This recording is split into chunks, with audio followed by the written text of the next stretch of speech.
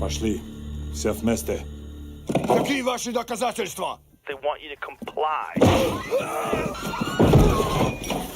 Cancel culture is about canceling. Cocaínom. Up yours. Woke moralist. This is systematic bullying that's happening. Up yours. And they believe that they can then Woke shut moralist. us up. Not only can you take a load, you can take the ultimate load, and even better than that you find your true calling and destiny in your willingness to take the ultimate load. They seem animalistic is what I mean. No, they're worse than animals. Up yours. The woke mob, they ruin everything. They stopped Woke Ben moralist. Shapiro from going to events and speaking. They stopped Ann Coulter from doing it. I will never surrender even a single inch of ground to a pitchfork mob. You never cave to the mob. We will never bow to the mob. Ever. No matter what. Have it your way, buddy. You sons of bitches. I did everything right and they indicted me. Do you see the final expression of cancel culture in terrorist groups like?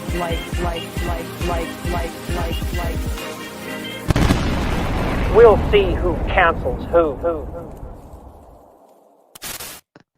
Hey. Hello. Hello. Whoa, What are we doing? I didn't know there was a theme. There's a theme. It's just me doing that. Literally just me. There's someone else a theme. It's not working quite the same for me. Now we're the majority.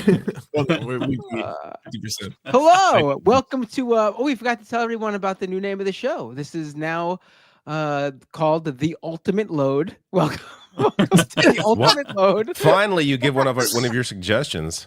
I'm down for that. The Ultimate Load. Ultimate Load, right? We've also kicked off all the women on this show, so we can be called the Ultimate Load. It's a Manosphere podcast now. All right. I suggested large eggplant, but that didn't go over as well.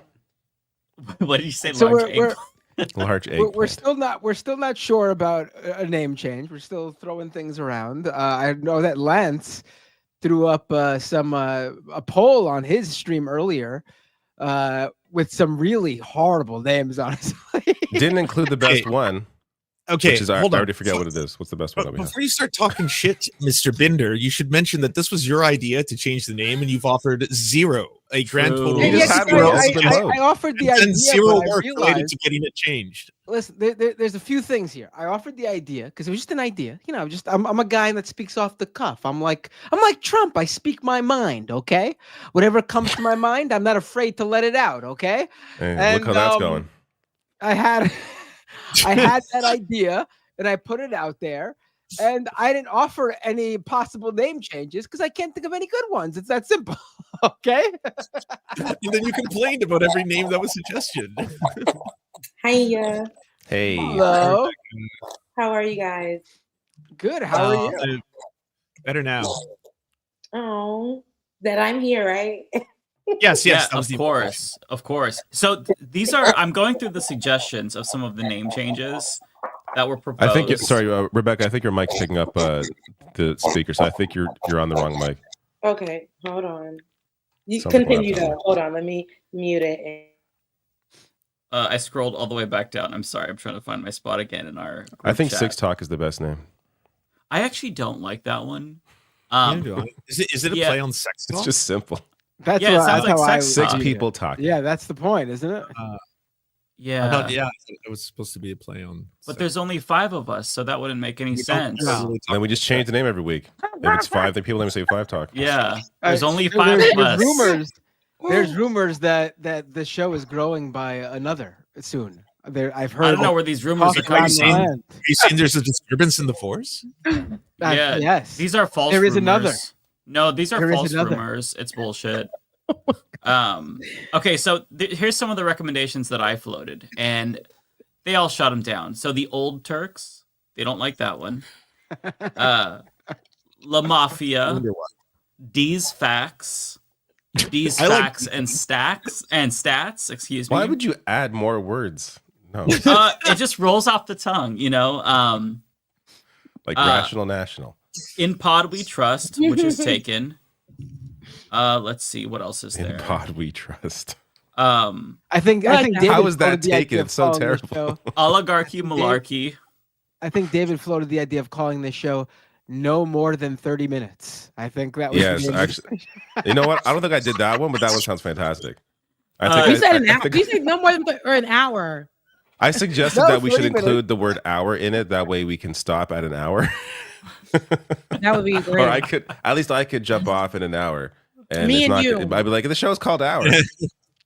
I think I floated the idea super chats with Matt Binder, just naming the show that. Matt and Mike, because there'd be both of y'all on here for 5 hours.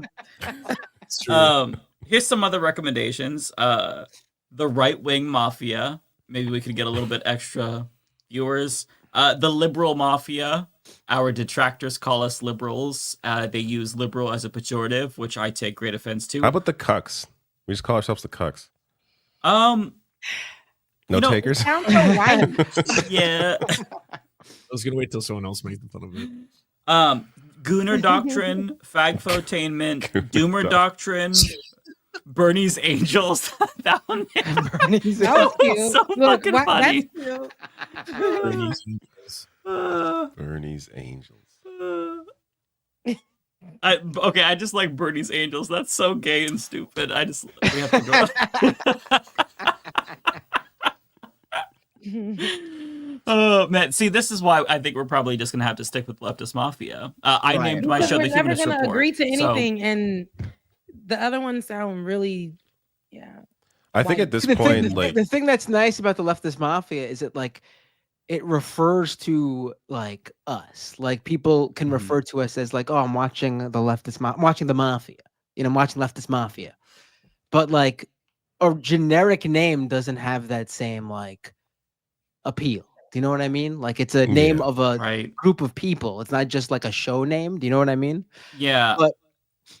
But I also think we could do better. But I don't know what that better is. So we'll I think I stick said with it. I think I was saying last week how like when they first announced the Nintendo Wii, it sounded really dumb. But I didn't realize I should have made that connection to our name because Leftist Mafia sounds pretty stupid. But I feel like we're just used to it now now it's normal. Like Nintendo Wii sounds normal. everybody literally says, and then they abbreviate it. They just be like, "Saw you on LM," or whatever the case may be. See you later on, the Leftist Mafia. It's a brand name at this It point. is. I feel like we have to accept that. We're a staple in leftist politics. Y'all did all of that for this. All of that for this. Are we? Just to run back at square one. And it's all Matt's fault. Yeah, It was just an literally blame idea. Matt. Well, to be fair, I agree with him. Probably should have went with woke mob. Honestly, it would have been a little bit more generic, but still would have fit perfectly. I would have hated that because woke. It's already, what they're doing with it. No, I know. Yeah, That is it's co-opted. appropriated AAPD, co-opted by the right, and they've totally changed it. Yeah, it's taking the phrase that the right uses and flipping it. That's what that would be the point of that one. But we already went with this. If we're gonna change it, it doesn't make sense to change it to that because it's too close to this. We might as well keep this. You hate it, but it's okay. Yeah, it's like Humanist Report. I hate that name, but it's too. I late hate to that name change it. too. Honestly, It's a terrible podcast name. I think it's a great name. Oh, I hate it. I think Humanist it's so Report. corny and generic. It was just the placeholder. But when I was making the podcast, I'm like, well, I don't have anything else, so I guess we'll just roll with this. Who cares? I'm probably gonna stop Mike doing it in Figueredo like 2 show. months. Whenever I hear a Humanist Report, I think of like granola hippie type shit. That's Oh, nice. really? I think more fedora. Like what are those types where Richard they're Dawkins tight, and they would atheist. totally be like, I'm not left or right. I'm not a Republican or a Democrat. I'm a humanist. Okay, so what about Majority Report? I don't like that name. I never really liked gives me that like name either. 6 But p.m. yeah, news. that's one of those brand names that's like legendary though. That's like It actual. is. Like I mean, he's it been doing is. that It shit is. for It a is. long time. Mhm. Like I've never It been is. crazy about it. Not that it's my choice, but that name's been around since the Bush years. It's like synonymous. It is. It is. It's like democracy now. That's why it gives me like 6 p.m. news, like from back in the day. But then you get on there and it's really like it's young, it's hip, You know, it's like, you know, it doesn't, the name doesn't match right now because what it's, you know, become. But what about the I rational? mean, I don't even like the name Yeah, of what my about own it? show. I'm not a fan of. I regret calling my show Doomed. I hate that name, honestly. What's your Really? show? Scam Economy? I like Scammed Scam Economy. I must Scammed admit, Economy's great. fucking Oh, I awesome. like that. that That's one. good. I really Scammed knocked Economy. out of the park with that one. That's a great name. That's a good one.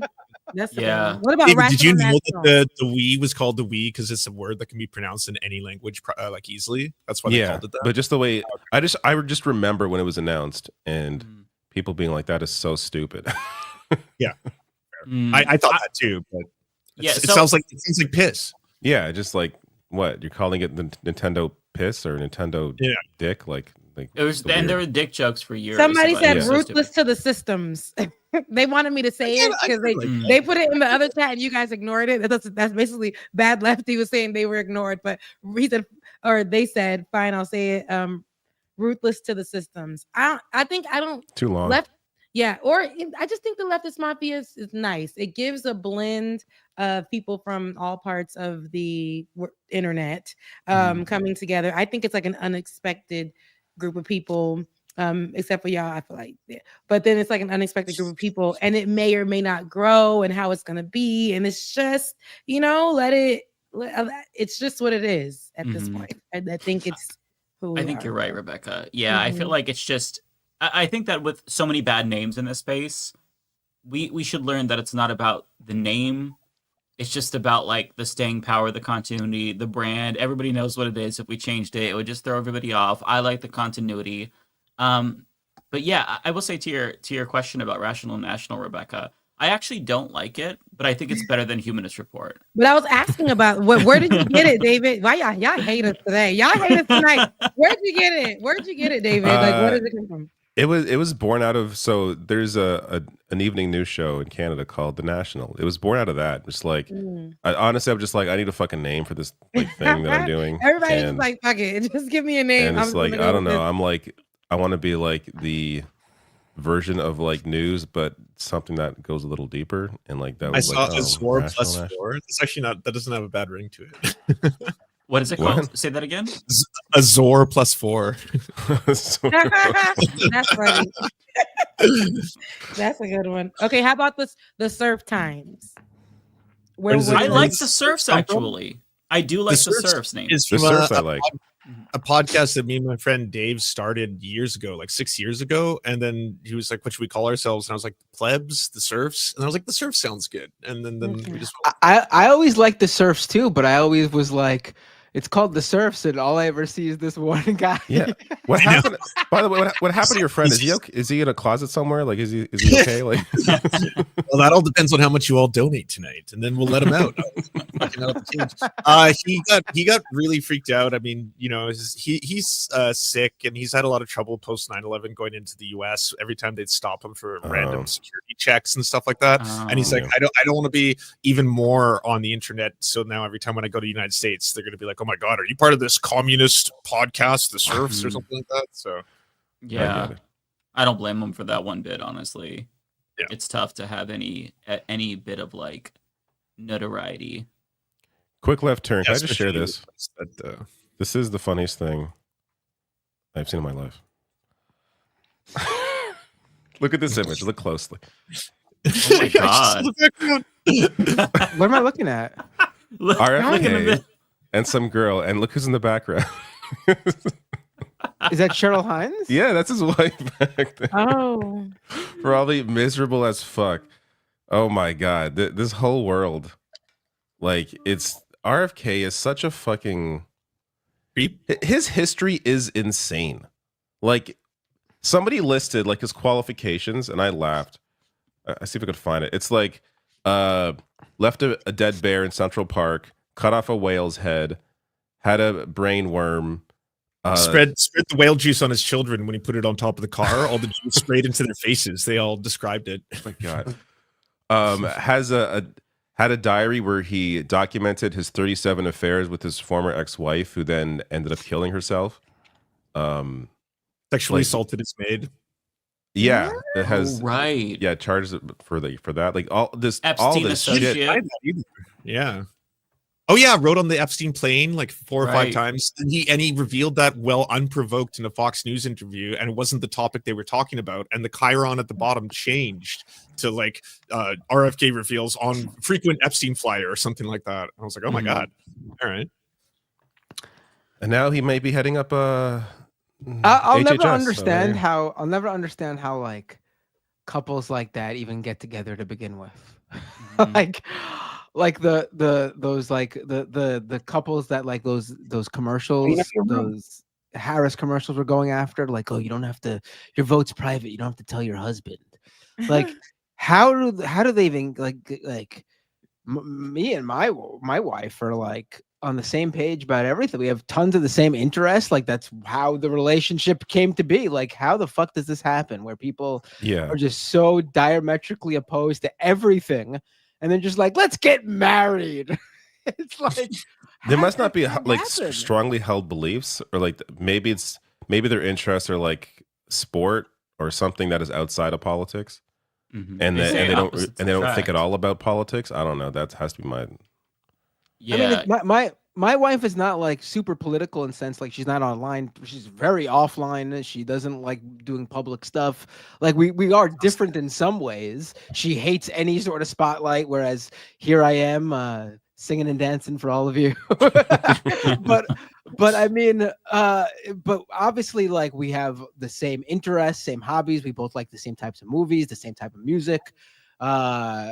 We have the same politics, even though we don't, express them the same. But like, I don't get how a couple like that ends up together or even stays together, honestly. I mean, there are a lot of people who are like that. I question it too. Like, I know that within the relationship, there are issues. Those are things that in the household, I'm pretty sure if there are children, there's a division there, those type of things when it comes to like religious, political, finances, all that, it gets a little.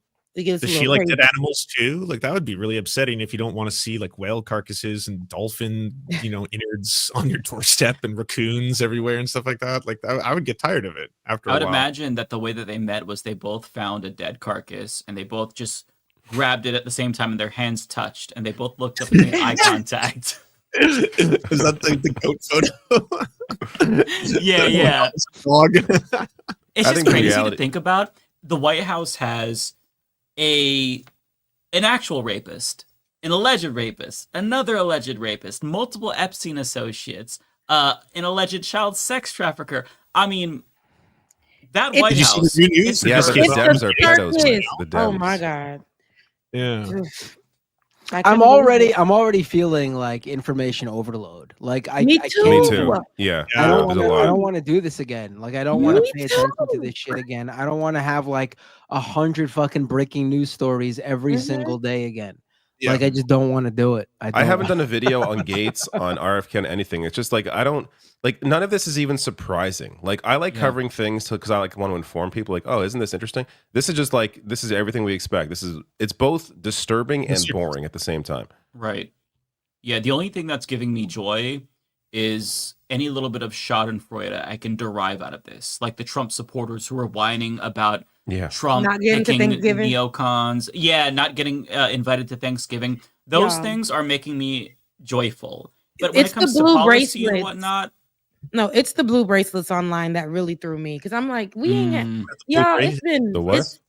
There's people online, and I don't know if it's just the women, white women, but I've seen the videos. I thought, first I saw a post about it, and I'm like, that can't be real. Immediately after, I've seen videos of women who, and this is after, was it last week? I don't remember. I think it was last week, Rebecca. I remember hearing about this. They have these blue bracelets. So they started to come out with these blue bracelets to show that they, Black people should feel safe around these white women because they didn't vote for Donald Trump.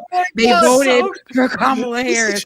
So and then it's very performative because then there's the other thing that they added to it. So there's elements to this black people feel safe around us type crap. So she was like, it's a group of people and it's so many of them. And then now they're shaving their heads off in solidarity. Wait, they're becoming feel like- skinheads to show the world that they're not white That's supremacists. that's the word that I use. I said, so you trying to become a skinhead. This sounds like it was started by performative. trolls, and then people It's jumped on it. performative. My introduction to that, me. Rebecca, was a black woman who was explaining it to me for the first time. I saw it on TikTok, and she's like, I know that a lot of black women, maybe most black women, don't like the blue bracelets. I really appreciate it. And as she's describing it more and more, I'm like, this is the dumbest liberal shit I've ever heard in my entire life. Now I know why they're shitting on it. I was really all right, upset 'cause guys. I'm I like, get it. I should take off the blue bracelet. I'm sorry. All right. I'm sorry. I was wearing Like, it. I was an ally. I voted for Obama twice. Come on. And it's like, I look at it like this, being a black woman, and I see a person with the blue bracelet. I'd be like, okay, first of all, the lady Trump just won. Immediately after y'all take the TikTok going viral, talking about this blue bracelet situation. And it's like you're centering this around yourself. Y'all leave us alone. Go talk to your family members. Oh, no, I'm gonna be in the grocery store, and what are you gonna do? Show me your blue bracelet? I don't give a damn. I just want to get my groceries, lady. Like I know your family members. I shop with y'all. I be around y'all every day. I don't care. I don't care enough for that. Like, y'all talk to your family members that voted for them. You want us to feel safe around you. We're not trying to be around, especially right now. Ain't nobody trying to be around y'all. Rebecca, this is what they imagine when they put on these blue bracelets. They encounter you in the grocery store and they're like, oh, excuse me. Yeah. And then they want you to look them in the eyes and say, thank you. Thank you so much. That's what they want. Girl, we are Thank you for looking out for me. We're worn out. Nobody's worried about your blue bracelet. People about to get we got family that's about to get deported. We don't even know education is on the line. Like, what are you talking about? It's so toned up, but also so funny because it's like the most liberal thing that they've constructed in a very long time. So I like it just for the comedy element, but oh my God, they don't know how to read the room. Liberals do not know how to read the room. I cracked up when I seen it. The lady was hard down crying in the video. She's like, I just feel like I gotta wear this for I was on the right side. I'm like, girl, like, baby, we just trying to get another day of rest. It's like, what like, no. I'm so glad you brought this up. It's so funny. I will say I have been respecting all those the families of all those conservatives posting videos of them crying about how I can't believe my mother, grandmother, sister all cut me off because I told them I voted for Trump. There's so many. I respect that big time. It makes me so happy. I say continue that. if you want. I'm not gonna tell you to cut. If you can live with your Trump family members, by all means, please do. But if you feel like you need to cut them off, you got my respect. You've got my endorsement. Cut them off and have them post their L's. I feel like I've missed out on a really lucrative thing. I should be selling products that remove people's white guilt, just like amulets or stuff like that. Like, do you want feel bad about your whiteness? Well, buy the anti-white.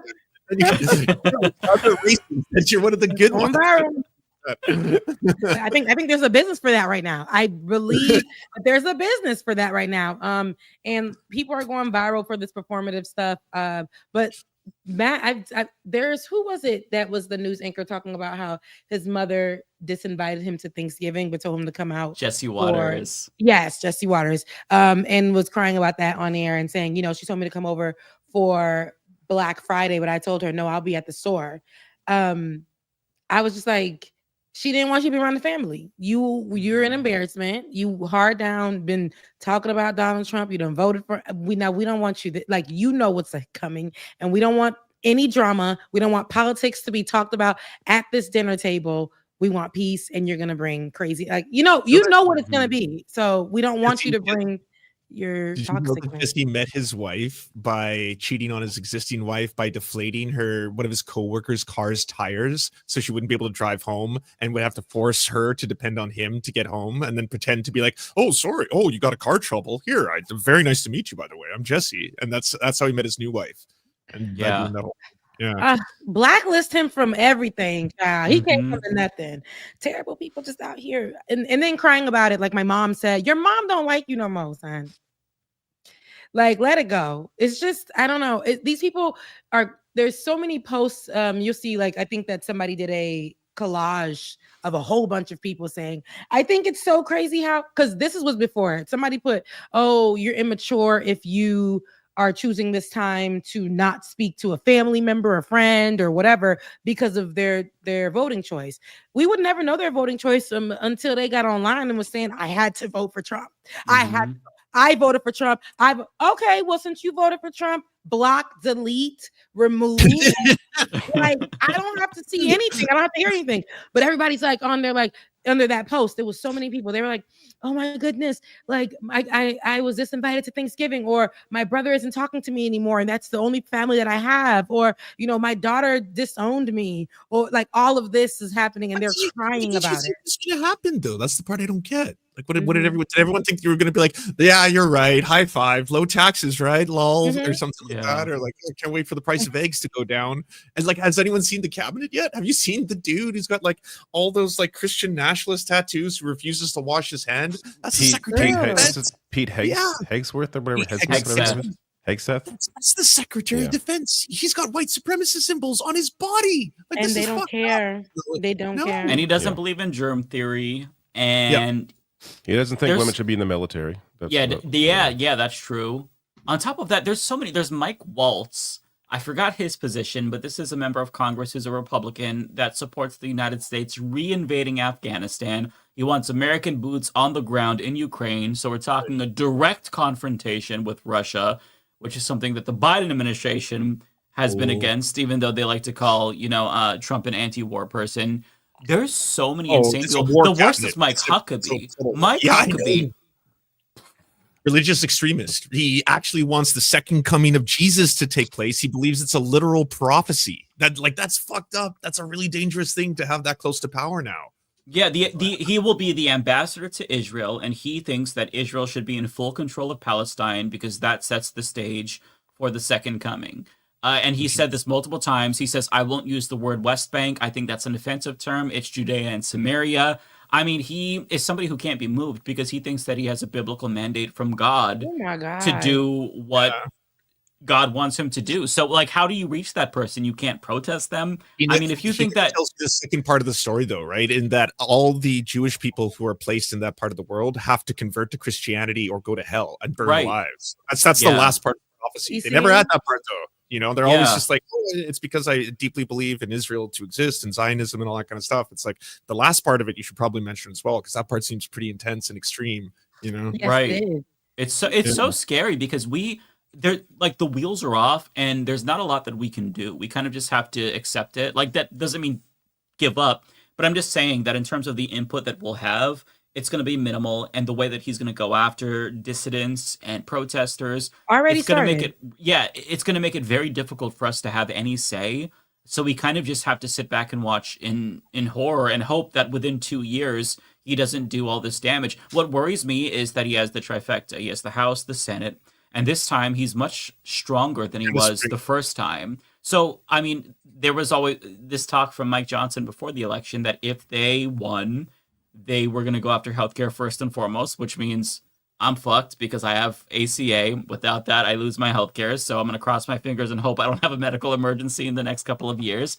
If they go after Social Security like they've been trying to do, every time Trump was president, he proposed a cut to Social Security in his budget. If they do that, my mom is fucked. I don't know what she's going to do. So every single person is going to be touched by this in some way. And I think that people who voted for Trump, there was this expectation that, he might do some bad things, but he's only going to hurt black and brown people and queer people. No, he's going to hurt you too. You just don't realize it yet. They don't realize that, though. Yeah, you just voted for him because whiteness, but there are a lot of laws that are put in place that are not going to include you. Baby, your tax bracket couldn't even see this man. Right. It's listen, these people are just thinking that he's about to save them. If he didn't do it before being president, he's not going to do it now. Now you're really not on his radar. And the few towns that he visited that were small in the middle of Tennessee and all these backwoods places, he's not going to remember you. This is for him, his friends,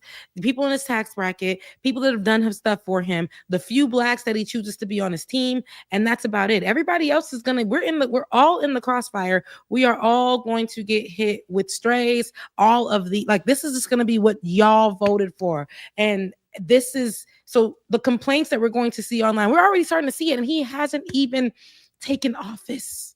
Like we're already starting to see how and it's almost like I said before, he's never left. Sorry. Yeah. Oh, are you hearing that? Sorry, I got a raid and the notification sounds playing. It's twice Lord It's like really distracting. What is that? sorry about that. It sounded sexual and ominous at the same time. I feel like we should address that noise before we continue. Thank you for addressing it, because it was in my. I was like, throwing me off. I didn't know you could all hear that. Yeah. No, we did. We did. But no, all in all, it's like it's going to be a mess. I was so anxious about it. Not because it's just like I'm so upset. Like I'm angry. That just really am angry. But I'm also just like anxious because this is going to hit all of us. And already, I have people who are here under what we call the Biden program when they came, immigrant family members, and they're all asking me, and I ain't got the damn answers. Y'all just got to prepare. I hate it. Absolutely. Yeah. But it's just like, this is the conversation that we've been having to have since Tuesday. And I really am like, the whole reparations for white people is wild. Oh, yeah, it's ridiculous. It's ridiculous. I was like, oh my word. All because of the education and the people that have been hurt from DEI. And we know what that means, niggas. That's what it means. And it's like, from anything that had to do with black teachings, black anything, he said if they were affected by this in any way, they would get restitution. It's like a joke. It's like a joke. How is this real? Reparations for white people. That's what we're talking about. Like, I just feel like this is confirmation that progress is not. I used to, I was raised with this delusion and privileged thought that, progress is just linear. You just constantly, things get better as you go into the future. No, that's really not the case. I mean, sometimes you take a couple of steps forward, but then you take 10 steps back.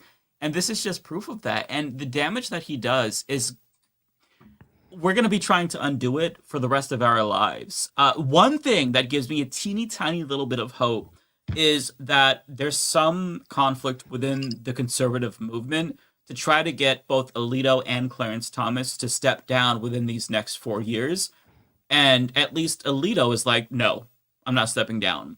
So if they survive, and in 4 years, if Trump chooses to step down, and we actually do have a free and fair election, and a Democrat is elected, there's a chance to maybe take back the Supreme Court. That's wishful thinking at this point, I think, but it's a possibility. Yeah. It's just, it's a little. Doesn't die, and there's another far right person on the Supreme Court, right? They got to change how the Supreme Court operates. At that point, you can't, in 4 years, you can't be discussing hoping people die off this. You got to expand it. There has to be actual changes. If Democrats ever get back in power, I fucking hope to God it's a different version of the party, because they cannot continue on the way they've been, doing the same things, expecting to keep power in any way. It's going to ping pong back and forth every 4 years until one party figures their fucking shit out and actually delivers for people and is able to stay in for 2 terms. But and again, that's if the next election is even an election. Yeah, because I mean, maybe it's not straight up authoritarian where Trump's like, I'm staying in power, the Constitution's over. I think that's not what we're likely to see. But what's more likely is they take this time when they have the trifecta and they post, they codify voter suppression on a mass scale. They do their voter ID across the board and other ways to suppress the votes, in particular of minority communities. If they do this, if they undermine voting rights, they can hold on to power for quite some time, and they don't even have to go explicitly authoritarian, because if you pass a law that suppresses votes, that's constitutional. I mean, it might be unconstitutional, but it's still, there's this facade, at least, of legitimacy, since they're doing it through the legislative process, but the courts won't check them. The courts won't strike it down. Again, the wheels are off and there's no brakes. So, I don't know. It's like y'all, it's so crazy because I don't know how is this all happening in this man. And you know what? because like I said, he never went anywhere during Biden's term. That man planted his feet in that man's presidency. He ain't go nowhere. It's almost as if he was still president. We still had to cover him. We still had to talk about him. People were acting like Joe Biden wasn't president. It's been crazy. Trump flags never left people's yards from his loss, and there was January 6th. And so they would not take the loss. They still treated Donald Trump as if he was president, or would speak as if he was president. Even on the news, they would say President Donald Trump. They was still like, not former president. I'm like, add the former. But, here we are now, and he's already, remember he had concepts of a plan. All of a sudden you got a plan. Things is in motion immediately. And then he's taking all of these trash, I wouldn't even call them leaders. He's taking all these trash people and putting racist, these people full of hate, these people who have felons, criminals, all of his friends, and bringing them into his cabinet and it is just watching it. It's just like it's scary to see, because I know that these people are, once they are placed, once they are going to start doing the work, we are going to start seeing, of course, the marginalized communities first get hit with whatever shitty things that they come out with. But the people that thought they weren't going to get affected, oh yeah, baby, you with us. Yep. You with us. Yeah, they have no idea what's coming. I don't think people understand what's in store for the next 4 years. It's going to be a wild ride. I think the last guardrail is that they all hate each other. That's about it. Like the fact that like now there's already infighting over Matt Gaetz, and Matt Gaetz dropped out. There's like 10 senators that are saying they're not going to support him. And with good reason. I mean, apparently the report on him is damning. The one that the special committee did, which is half Republican, by the way. So that internal investigation revealed, and it says a highly damaging report that's about to get leaked, and this guy's about to be appointed to the Attorney General. Are you serious? The guy who was like, there's so much information about him being a human trafficker and drug care. Well, I know. And one thing I'll say that gives me hope is that Elon Musk is already wearing out his welcome in Trump's world. David did a video about this. It's so funny. That part was I really enjoyed that. He only been there 2 seconds. What happened? Yeah. He's tired of him. He's been there a week. He apparently won't leave Mar-a-Lago, and they're like, this guy's like, he's here all the time. He has an opinion on everything. He won't shut up. He's in every meeting. And they're like, we've been here kissing Trump's ass for 8 years. This guy just parachuted in. He's getting all this attention. And they're like, so all the other sycophants are angry that he's getting all this prominence. Elon won't go home. I can't get rid of him. Yeah, Trump made that comment. It's tongue in cheek, but there's obviously some truth to that. And I believe it. If we're a week in, I have a hard time believing this relationship's going to last 4 years, right? Like, there's no. He's narcissists. He's going to change them around. He's done it. We've seen it in his presidency, in his first term. He's going to change them around. He's going to kick people out. We're going to see this. People are going to go get their book deals. People are going to get their shows. For their 5 minutes of fame in Donald Trump's presidency the second time around. We're going to see that, right? But I don't think these people are going to be, as soon as the time comes, I believe that they're going to be in and they're going to be out. He's going to change them within, we're going to watch a few people take these positions throughout the 4 years, and it's not going to be consistent. They're not going to be the same people that he goes with at all.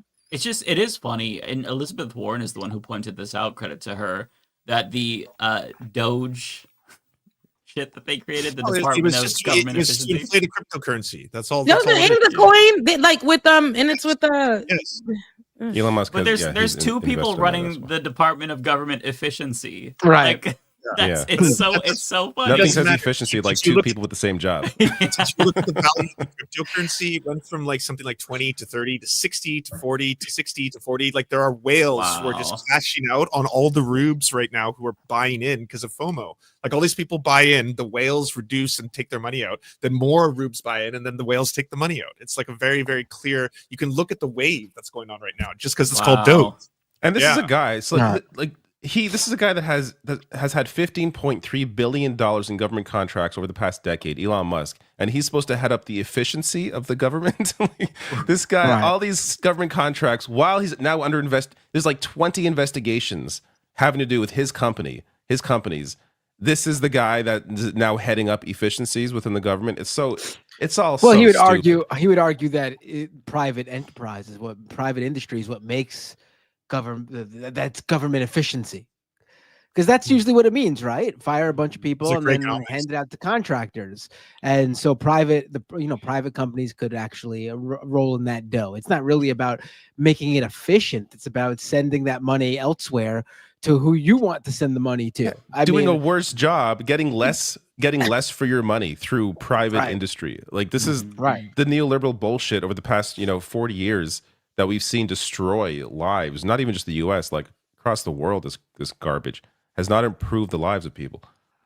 Yeah, and somebody in the chat pointed out that he was praising Javier Milei today, the Argentina president or prime minister. Captain I'm not sure. Capistan. Yeah. So listen, if he actually does what he wants, and this is very, very stupid. Like he said that he wants to make $2 trillion in cuts.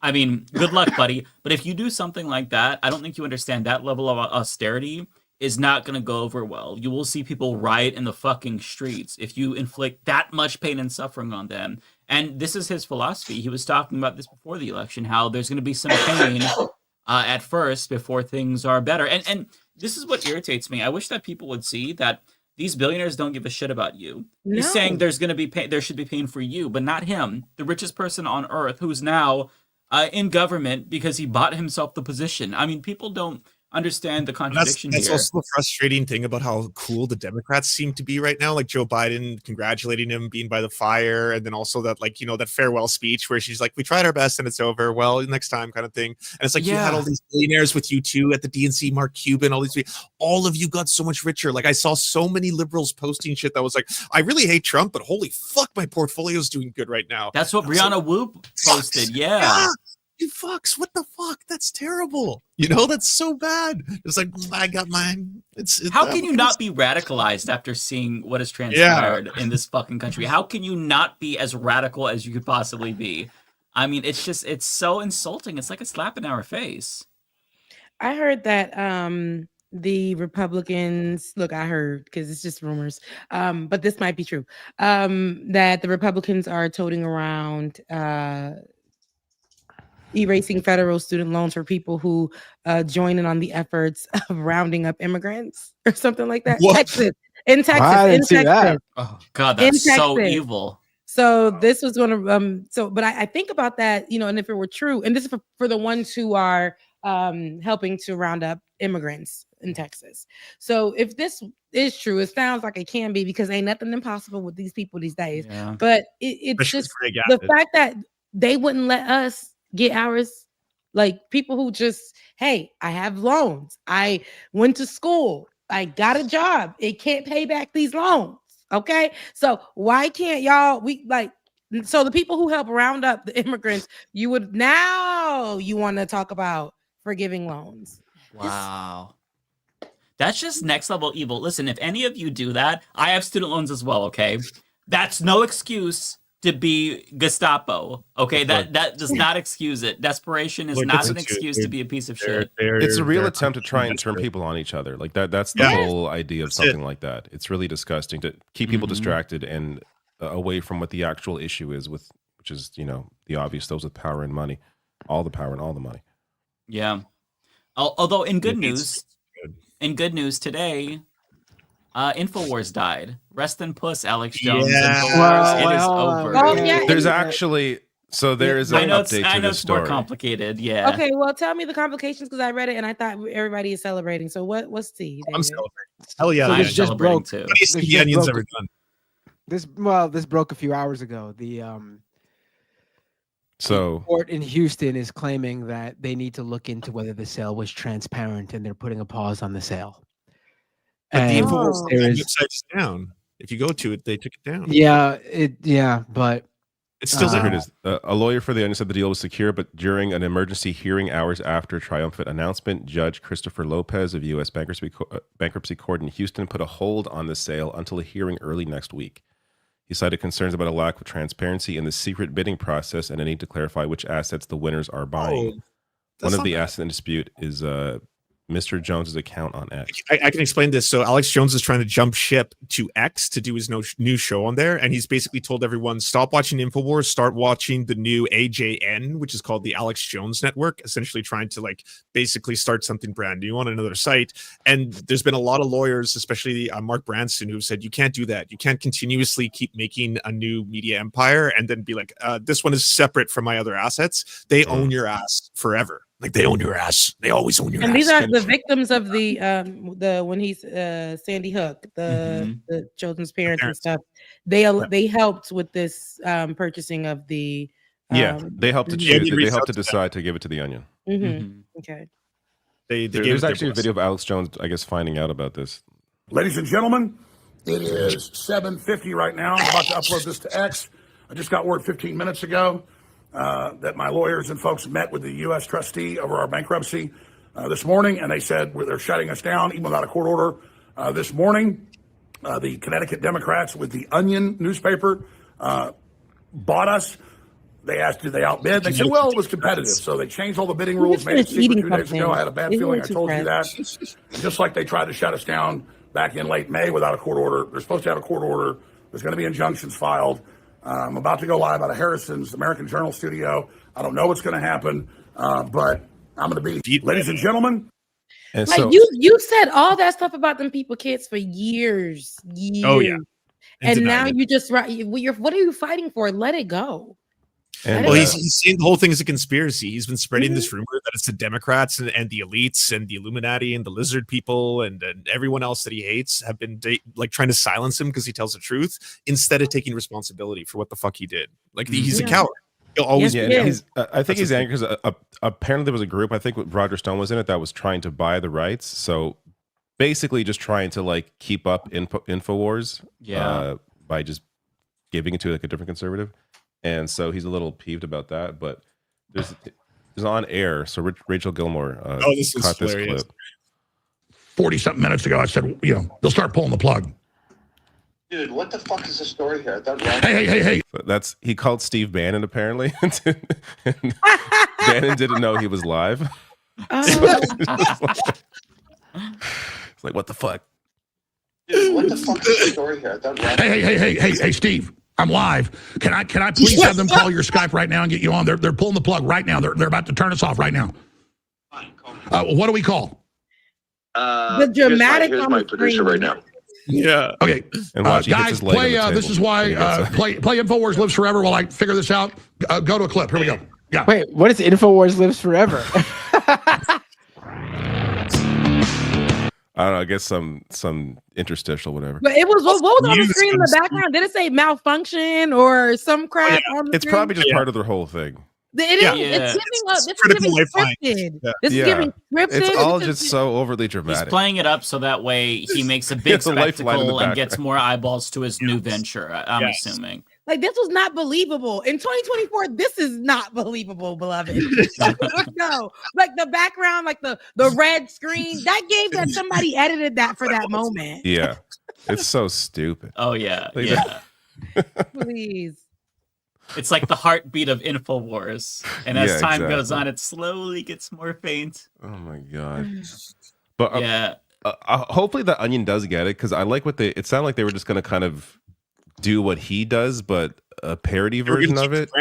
Yeah, they were just, and they were also going to work with they were going to work with this anti-gun agency to like put up like ads about gun control and that kind of thing too. Yeah, I'm excited about this. The Sandy Hook family is basically under the terms of the deal. They worked out like an advertising deal, and that's their way of basically saying they were going to accept less money in order to accept a deal from the Onion. They didn't. There's only 2 bidders involved. I've come to find out. One of them was the Onion.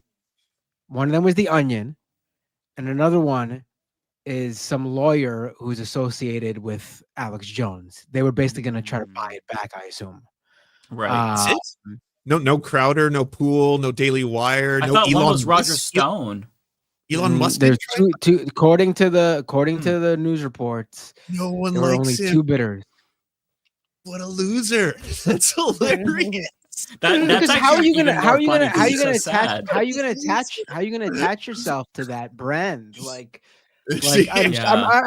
I'm actually surprised that some of them care about this too. But the fact of the matter is, this whole thing is happening because Alex Jones said insane conspiracy theories about the literal children who died during a school shooting in Sandy Hook. Yes, they're crisis And actors. not just that he said these things, but that him saying these things led his insane fans to harass the families of school shooting victims for years, to the point where there were people showing up to the graves of these children.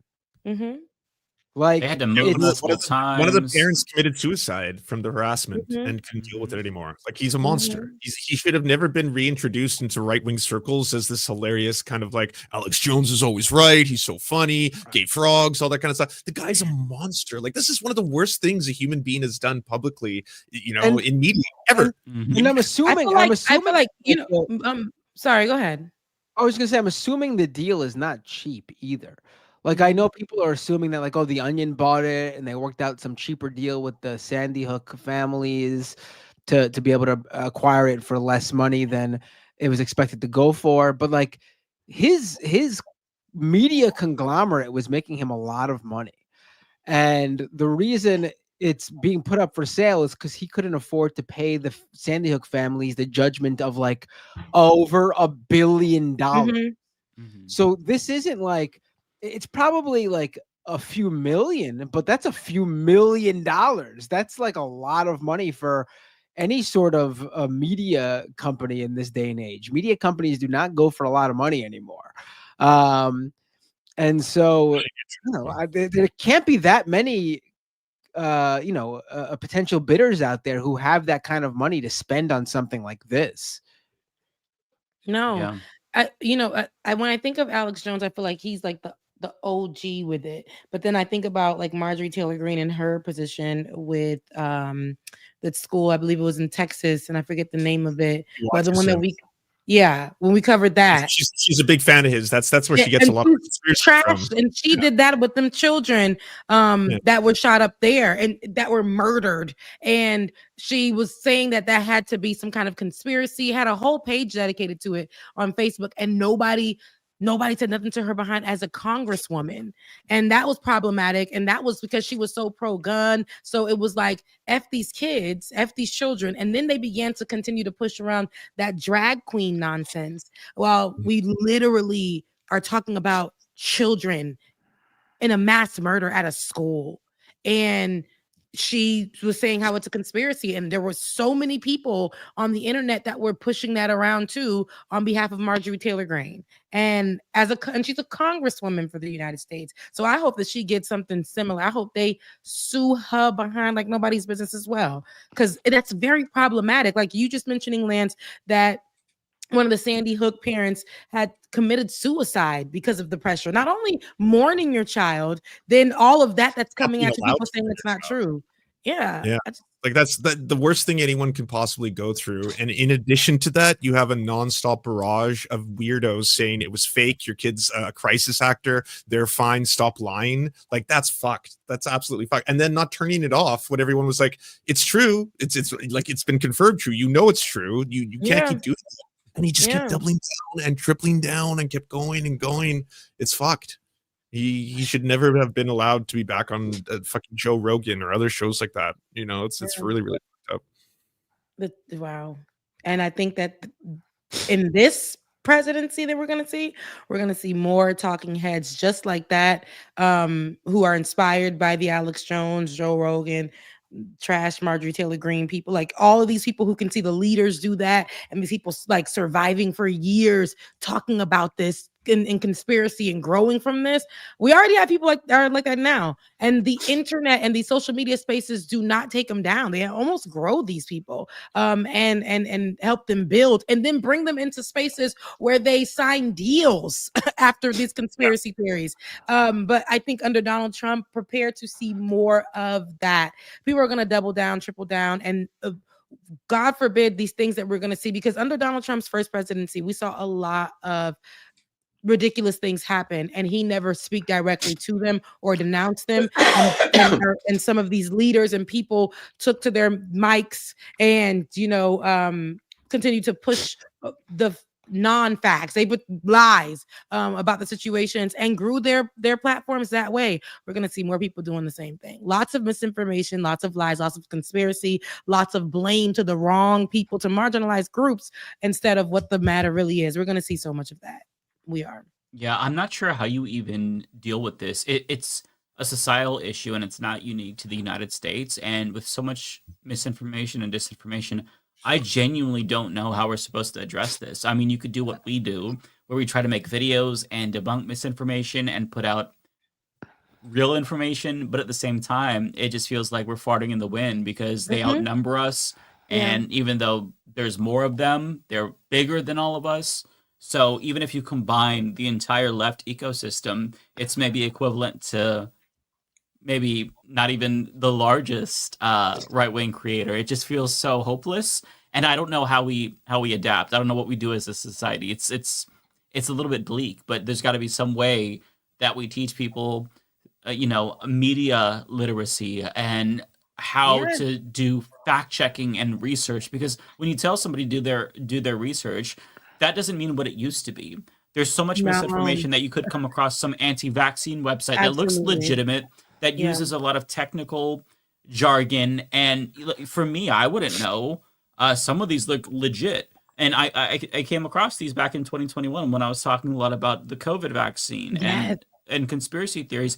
You could not tell the difference between a legitimate medical website and a fake one. Because the people who spread this bullshit, if you listen to them, they sound like they know what they're talking about, but they don't. It's all bullshit. So I don't know how to combat that. It's really difficult, and I'm trying. We're all trying, but I feel like we're losing that battle. So what do we do? It's like you said, I feel like we're screaming to the sky, and we are hoping, even the biggest platforms cannot combat what it feels like cannot combat the people who they will grow, that are just pushing out misinformation and giving them sponsorships. And I think that is crazy. You are sponsoring lies that can be very, very dangerous.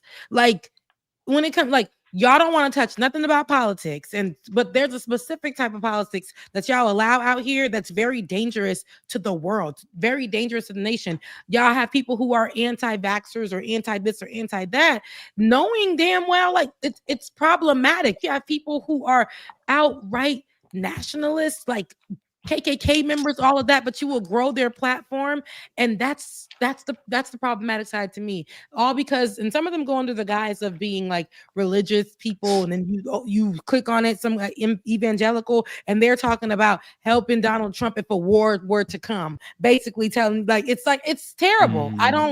I see this, and I'm like, I feel like we have right now. It's just I don't really have any words for it. I'm still in it. I'm still angry. I'm still mad. I got an attitude about it. I'm really just getting back into doing and filming again, but I'm still pissed off. I ain't gonna lie to you. I knew, of course, there would be a chance that Kamala Harris would not win, right? We knew this. We talked about it. We knew it would be very difficult. All platforms, all people. We were very excited to see something different, have an opportunity and a change. Yes, we said it. We knew that it would be difficult, but that wasn't the issue. It was literally the amount. So y'all was really out here really looking for Donald Trump to be president? Oh, so them little calls that y'all was doing, 100 million people on a phone call, y'all was really ops. You should see my little page on YouTube, the amount of people that the day that she lost, the amount of people that removed themselves from my social media. I'm like, yeah, I saw that too. You guys were watching. You guys were watching for this moment. Y'all were not here because you wanted to be a part of it, or even that you were an out loud person, like a troll or anything. These are people who were disguising themselves as if they were a part of this and that and whatever. And that's a scary part about it, especially today. So you would think that they were all supporters, but they couldn't wait for this moment. They couldn't wait for that moment, and they were all going to eventually vote for Donald Trump. And some of them I seen, y'all, TikTok is just a place where stupid. Y'all gonna be there on the internet forever with this mess. They're on TikTok. They were going to the voting polls, and they were black and white alike. They were like, this is how I'm gonna go in and act like I'm voting for Kamala. This was a trend on TikTok. I'm gonna act like I'm voting for Kamala. Then they go in, pull out their phones. Because since when cell phones is in the book, it's crazy. Times have changed. But then they're recording who they're voting for. And then they'll be like, they'll click on Kamala and then switch it to Donald Trump. Evil laugh, and there goes the trend. And that was like most of the trend on that day. It was ridiculous. I don't think people who do that are text your relatives and be like, haha, I enjoyed the low taxes, and like, oh my god, are you serious? Like, do you have any idea what just happened? Like, you do not know the wrecking ball that is about to take place if you think this is going to be Lance, it sounds like that you are agreeing with Mike from last week. When you were talking shit to Mike. I missed it. What did I miss? I stand 100% behind. I don't want this shit to happen, so I want to know why it happens, and I want to know how to change that. In terms of being angry, I was never like, you should be thankful that people are doing this kind of like rue or celebrating or being assholes in public or being like, lol, this is hilarious, keck, enjoy the freedom that everyone gets. Like, I agree. I like any single person who's doing that shit. And I said it that day, like, you didn't stay, David, because you leave early, but we had like a second mini one. We kept going at it. And to be clear, early is like 10:30 again. p.m. or like 11 p.m. Comments agree with Mike, by the way. They totally people were mad at me and my emails. What did you say? They were mad at you. I saw I positive comments about what you said. Well, the real mad ones found a way to contact me outside of YouTube. What are you talking about last week? After last week's episode. What did you even say that's like controversial? He was a bit much. I called Trump supporters dipshits and stupid and ignorant and cruel. And look, I will say this: after taking a little bit of time, let's put it this way, Mike went so out of bounds. Mike went so out of bounds that I felt it necessary to create some brand new Gmail accounts and send them a few emails. All right. Well, listen, I went through and I read a lot of the comments, and it's been a week. I've cooled down. I've taken the time to kind of think it through and reflect. And with that in mind, I've decided that I was 1,000% right. I'm gonna double down. They're fucking dipshits, dumbest people in the world, and I was right. Hey, Mike, whatever you said it, and I stand beside you because I feel like I know we have to really be for real. If you think that I'm really going to say, okay, back in the day, that's what it used to be. Donald Trump is literally a bad person. He is this is not just some war shit. It's everything. He's a bad person, and he's centering himself around racism, hate, division out loud. There is no hiding it. There's nothing. Everybody is going to get got, except for the people who are renting penthouses on his nuts. Some of y'all can't even afford that. So y'all with us. And here you guys are like, making these cases for a very bad person who's already done bad things, who's already put out I cannot support. It's bad. So literally 2 middle fingers to you because y'all are the problem. And then you're going to complain, but then you're going to blame it on Joe Biden. No, sorry. They're still going to blame it on Kamala Harris. They're still going to blame it on Kamala Harris. And No, you're right the first time. We should blame Joe Biden because it's first and foremost this was his baby. This whole thing was a referendum on him. Every issue, every he refused to step down. He spent forever. He was stalwart. It was an uphill battle, all because of him. He did a genocide. That's a big part of it too. Everything he did is why we're here. Joe Biden. You want to talk about like a tarnished legacy? I mean, his legacy was tarnished to begin with for a lot of people, but I feel like across the board now, he will go down in history as one of the worst presidents ever. His sole job, his whole reason for running in 2020 was to stop Donald Trump. It wasn't to stop him for 4 years and then welcome him back 4 years later. The whole purpose of his run was to stop Donald Trump. He said he was the one who could do it. He was the one who could stand between Trump and the rest of the country to stop fascism, and he failed. He is now a Trump failure. Is more powerful than ever thanks to Joe Biden. Yes. And it's crazy. It's worth pointing this chart out. I shared this chart in my breakdown. All these programs ended while Biden was in office. Like if you were on these programs, these pandemic era programs, and they ended while he was in power, what else are you going to think? Yeah. Like this is the problem with the Democratic Party. It's all this nibbling around the edges and having no real consistent help that people need. All this stuff that people got during the pandemic, they needed it before the pandemic. They finally got a little bit of help, and while he was in power, it was done. And sure, you can blame Joe Manchin, Kirsten Sinema, the right, whatever. Sure, but Joe Biden was the president. He didn't do enough in terms of whatever power he had, especially when it came to. I remember those fights around Sinema, Manchin watering down all this crap. He didn't do anything to try and combat them publicly. Like he had the bully pulpit that he did not use, so he absolutely deserves criticism. And this is what led to Kamala Harris barely having a campaign. Criticism is being nice, like you should be in jail. You cannot criticize the Kamala Harris campaign, which deserves a lot of criticism. I mean, listen, I know she's. I don't think she is fully to blame. Obviously, I just told you Biden is. Biden put her in that position, but she is a grown adult. She has agency. Her campaign made some bad decisions that she could have spoke up about. For example, maybe she should have said something about traveling the country with Liz Cheney. Maybe she should have said something about not standing up to Israel a little bit more during the campaign. But Biden, at the end of the day, put her in that position. Biden is the one who gave her 100 days to run a campaign. Biden is the one who put her out there to fucking basically run on his administration. Like, she had to defend his administration while also trying to run on her own. If neither the Republicans or the Democrats help the material conditions of people, if life gets getting harder, then there's going to be a situation where it doesn't matter who's in power. Globally right now, you can see there's a huge switch between the incumbents and the next one because of a lot of reasons.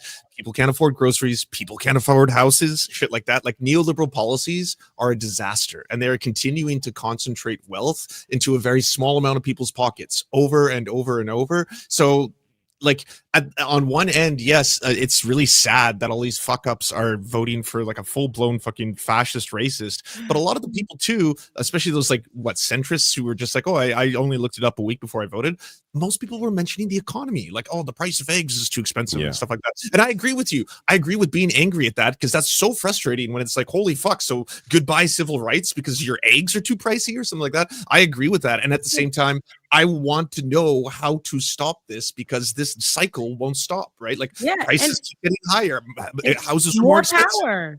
More power is being built with concentrated into smaller hands. Absolutely. And I feel like Democrats they just never. We've been criticizing, because I know I've been on the shows before in his first few years, and I've been on shows and I've criticized the Biden administration out loud, especially for his immigration policy that was just all over the place, lackluster. It was just not good. And so I wasn't afraid to do that, because he pulled working with Title 42, which Donald Trump was using too. So both of them, it's just they pick and choose. But at the end of the day, I'm like, we needed that opportunity to have somebody in office and reform and hold people accountable, because that's what we didn't do in these last 4 years when we got Joe Biden in office. We got him in and we were like, sat down, started having a little conversation, but no, nobody was really holding them accountable until shit really hit the fan. Now it's like, okay, we didn't build it up enough these 4 years. Now we're here and we're really seeing Joe Biden like really out loud for not standing on business. And, as a general population of folks on the left. And now it's like, I'm like, dang, all of this time they could have been doing work. We still ain't got nobody really strong enough in the Democrats to really do the work. I feel like they're just nobody is really so bad. You even have some that have act conservative. 53 voted on that new bill in the House to allow Donald Trump the power to go after nonprofits. 53 Democrats voted for that. You see, including Colin Allred. Republican light, yeah.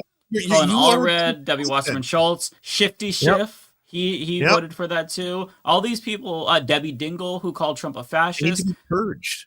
Yeah, they need to be purged. Or placed in gulags. I have to address this comment really quick. I saved it so I can call this person out in particular.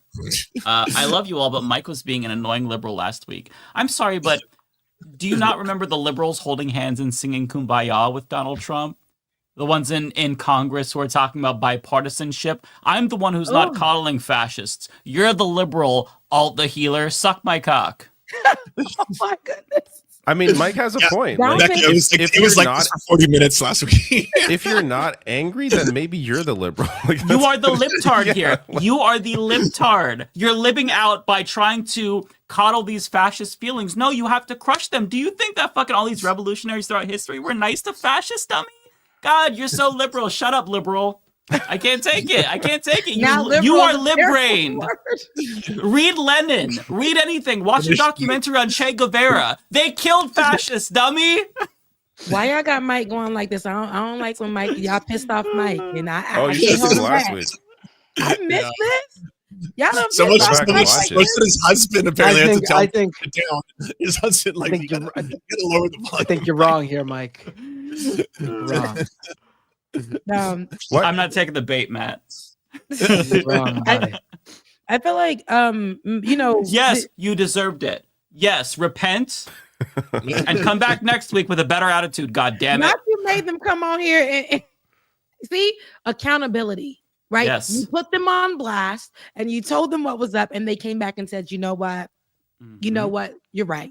Because this is what people aren't doing. We're sitting here and being like, especially when Kamala was going in, and I said this with Olay and them, and I even said this on Like It or Not. Like, y'all, it couldn't be that she's just black. It couldn't be. We got work to do. It's beautiful that she's black and South Asian, but them Asian people ain't vote for her. Like, it's beautiful that she's a HBCU grad, but a lot of them Generation Z said no. And like, you gotta, like, it was more. I feel like there was more that needed to be pushed out. Yep. And go ahead. Okay.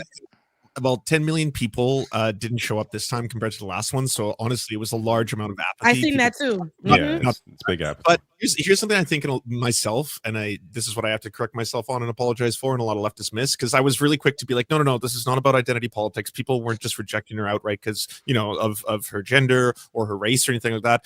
But what is 100% true is that Trump was nothing but identity politics. That guy could do nothing but racism and sexism. He could go on a microphone and talk about penises for 10 minutes. She could never do that. Like, there's a massive fucking double standards here, where if she was on a microphone and was like, Beyonce's vagina is my favorite vagina or something like that, everyone would be like, oh my god, that's not becoming of a person. So she's a woman. She's a woman, and she's a multiracial woman. Meanwhile, Trump is just like, Arnold Palmer's dick is enormous. I love cock. Right. And stuff like that. That's what's so crazy. And he literally, he's so funny. He's relatable. Like, yeah. If people, Whoopi Goldberg said this on The View, and I agreed with it. It was simple. It was to the point. After he was acting like he was giving head to the mic or whatever. And if people were okay with that, they're mad about drag queens. They're mad at all this other stuff, everything. But they were okay with their children being at a rally and him acting like he was giving the microphone fellatio. That's all right with y'all? Yeah. And having no ground game whatsoever, not mentioning policies at rallies, swaying around to Ave Maria like a fucking weirdo. And Kamala, they had a ground game. They had thousands of people on the ground in swing states, and it in that sense, I'm gonna get libbed up for a second. It's deeply unfair because, I mean, they did nothing. Trump's campaign was one of the worst campaigns, if not the worst campaign in modern political history. Rallies. It was just KKK rallies. It was wild. Dog whistling. It was just literally like uncomfortable to watch, strange. And you thought that people, remember we talked about this on the show. That's why I say I'm just so angry.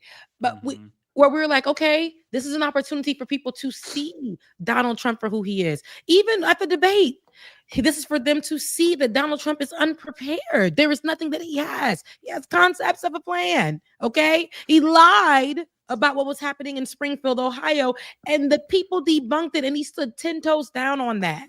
And here we are, and y'all voted for this man. That's how I know America is racist. It's always going to be racist. It's always been racist, and they're going to stick to the BS. If anything ever comes out, woman, other, God forbid it was LGBTQIA plus somebody running. Like, I know people think Pete Buttigieg is going to be the next standard bearer. Okay, we'll see how that works out. Not in America, not right now. He also shouldn't be throwing trans people under the bus right now. Like, we got to go more right. We got to go more right. says, and it's like, that was a centrist campaign. She ran a very centrist campaign. She was like tough on crime, tough on the border. Well, center reaching out right, to really. Republicans. Yeah, exactly. Like not reaching out to Palestinians, no trans people at the DNC, no Palestinian voices at the DNC. Like this was a center right campaign. And she had about that. And she had some good policies, like expanding Medicare for long-term at-home care, but that took a back seat to discussions around democracy, immigration, like her traveling around Liz Cheney is the dumbest. It's crazy how correct the left is on democratic strategy on every election. We are always bang on. Even though we called that one months ago. Not only did that not help her, that actually hurt her. In the places where she campaigned with Liz Cheney, she lost by more than expected because more Republicans came out to vote because they fucking hate Liz Cheney. Like the idea that you would campaign with her to get Republicans, it was the exact opposite in practice. Such an insanely stupid idea. They lost the full out. She literally denounced Donald Trump after voting for him. What do we say? 90% of the time. Like she literally came out late in the game to denounce him, and I was like, "Bruh, please." And now I don't know. They were trying to do that bipartisan thing again, and I'm sick of it because I think that's for real. Joe Biden wanted to run off that for real, and it just didn't work. They was like, "Yeah, we'll try this." Okay, now you're in. F all of y'all. F y'all. We're doing it our own way. We're going to continue to build our cult and build it stronger, and take this 4 years while y'all in office and build it stronger. And guess what they did? Just that, because bipartisan my behind. Somebody got to do something about something. And if these people are literally leading off of hate and division and it's winning in this country, why are the Democrats like just sitting here and acting like, oh, this sucks, but we're just gonna show up to get a check. I'm just here so I won't get fined. You guys are our leaders. People been talking, people been trying to push, we've been watching y'all sway too, ride the fence, join in with the cult a couple of times. Like what? And there's not going to be any changeover, no new leaders. Chuck Schumer is still going to be the leader of Democrats in the Senate. Hakeem Jeffries is still going to be the leader in the House. I mean, how many times do these people have to lose to resign? I mean, in other countries, I mean, this is mostly parliamentary systems where this happens, but if a party loses, leadership resigns. There's a turnover there. But we see the same dusty ass people every single time, again and again, and the same strategists who have been feeding them bad advice for years. They never go anywhere. So this guy named Felipe Reigns, he was on CNN talking about how actually Democrats need to be more xenophobic, more transphobic. Not his words. That's my characterization of what he said. But that's essentially what he was saying. Democrats said that outright. Who said that outright? There's some Democrats who said that outright, that we need to drop the trans issue. It's not a winning issue, and then we need to drop them. That's what Philip said basically. And this is an individual she didn't know that. Right. This dude was on Hillary Clinton's losing campaign. That right there he should have been out. But then he was on Kamala's losing campaign. And he's still, I'm assuming, going to be on the next losing campaign. So they feed them terrible advice, and they just they stick around and they feed them the same advice again. It doesn't make any sense. Democrats. What other profession is like this, where you fail again, you fail up again and again and again and again and again, and you get a promotion? Jamie Harrison. It's lazy work. It's like get somebody else to do it. Jamie Harrison, DNC chair. He got that position after losing an election to Lindsey Graham. Then he failed up to be the fucking DNC chair, the leader of the Democratic Party. Why? He just lost an election. He ran for DNC chair in 2017. It's all about whose ass you kiss, right? It's all about whatever corporate donors you kiss that have power over the shit. Like they have to completely remove themselves. I was encouraged by seeing Chris Murphy, Democrat on MSNBC this weekend and on Twitter, discussing how the party has to make it clear, like a clear separation away from corporations, away from the wealthy, away from elites, and really speak to only working class issues and represent the working class. Like he was very clear about that. At the same time, though, he then brought in like, oh, and we shouldn't be too concerned about their views on guns. No, gun control is a very popular, very popular position as well. Even apart from the popularity of it, it's the right thing to do in terms of, again, not like taking all your guns away, though that, that's maybe where I would go. But like having just some proper, checks in place like that. Those are very popular positions. You don't back off on gun issues because anyone who's voting based purely on guns are going to vote for the Republicans. So you don't need to appeal to them. But there's a way that the party can shift in the right direction, and they just have to be willing to do that. And I have a hard time believing they will be, because who's going to push them there? Kids never showed up. Like, this was, I think, less than 40% of youth vote from 2020 in a massive drop off. And I think a large part of that is like, you couldn't expect the world, or sorry, like the younger generation to be nuanced on genocide. You couldn't, like, that was such a weird calculation to be like, we admit we're doing this and we're giving Israel a blank check and they're doing all these horrifying war crimes, but the other guys would be worse. And like, even if that is true, which now Trump's cabinet is showing it to be very certainly true, it's like, to a lot of kids, this is a thing they're willing to get arrested for. They're camping out on their campuses. Like, this is a big social movement. Of course, they're not going to be able to be like, well, I want to do the trolley problem on this. I want to calculate, what's it also would have fed. It also would have fed perfectly into her campaign, because she was like, she was acting as the law and order, person. Like, oh, Trump's a criminal. Well, how about apply that on a wider global scale? Like, look at Israel and what they are doing, and look at what the UN has said and these international bodies have said. Like, to completely ignore that aspect of law and order, it just goes to show the complete hole at the center of that campaign, and it was all just rhetoric. I feel like she ran, to me, a good campaign with the time being. I feel like she really, because of Joe Biden's ass, like, sir, let it go. You know that lady wanted to run. You knew all that stuff, and you didn't want to let it go. And here you gave her 2 days to run, and we literally put it all together. And I feel like there are times she was really, really strong, and there are times I'm like, girl, you spent time to do this in your campaign, and you only got 5 minutes. You got 5 minutes. And so she did great in the debate and then terrible in interviews. Like, I think like she was that the View interview where it's like, how are you different from Joe Biden? That's a disaster moment, and then it's like, well, now's when you can separate yourself from his genocidal fucking racist ass. And like, I feel like they told her she was protecting that. She was too much in the protection of the Biden Harris. I mean, she still is in office as the vice president with Joe Biden. So I think that she had to protect that. It just was a very, and I blame Joe Biden for this one. But it was there was nothing really given to her. I think she ran a great campaign with what she had, but there was very problematic areas, of course. Yes, there were. But compared to Donald Trump, well, there's no comparison. The juxtaposition is so stark. It's ridiculous. The data was apparently showing that anytime that voters actually saw Trump and what he was doing, his support dropped. So the fact that they had no ground game actually benefited the Republican Party. Right. Because people simply voted for, hey, I'm not happy with the current position. The current position is Democrats in power. I'm voting the other side. That's kind of the end of it. But if they saw more of Trump and the Republicans, they're like, I'm not voting for this. So the fact that they weren't knocking on doors was weirdly beneficial. I can't. It's just, I got a headache about it. It's just too much. I don't know if I'm going to get over it. I'm going to have an attitude for 4 years. Okay. As you should. I feel like I'm going to have an attitude for 4 years. And if I don't want to talk about him, I ain't going to talk about him, because I told y'all asses. Now y'all ain't eating with y'all families. But see, those people are fine because they can go to their little suburban homes. But the toothless people in the backwoods, y'all can't do nothing. Nothing. Your insurance, all that other stuff that you thought you was gonna have, it's not happening for you, and I don't care, because it's what you want. I mean, that's my point too, Rebecca. It's like, my position is Medicare for all. I want to give every single person in the country Medicare for all. Having said that, though, the country just voted for the guy who has a concept of a plan. So if I lose my health care because of your vote, I'm not going to feel sorry for you. I'm going to feel sympathy for myself, because then I'm going to have to figure out what the fuck I'm supposed to do, since you voted to take that away from me. So my sympathy completely dried up. The well is gone.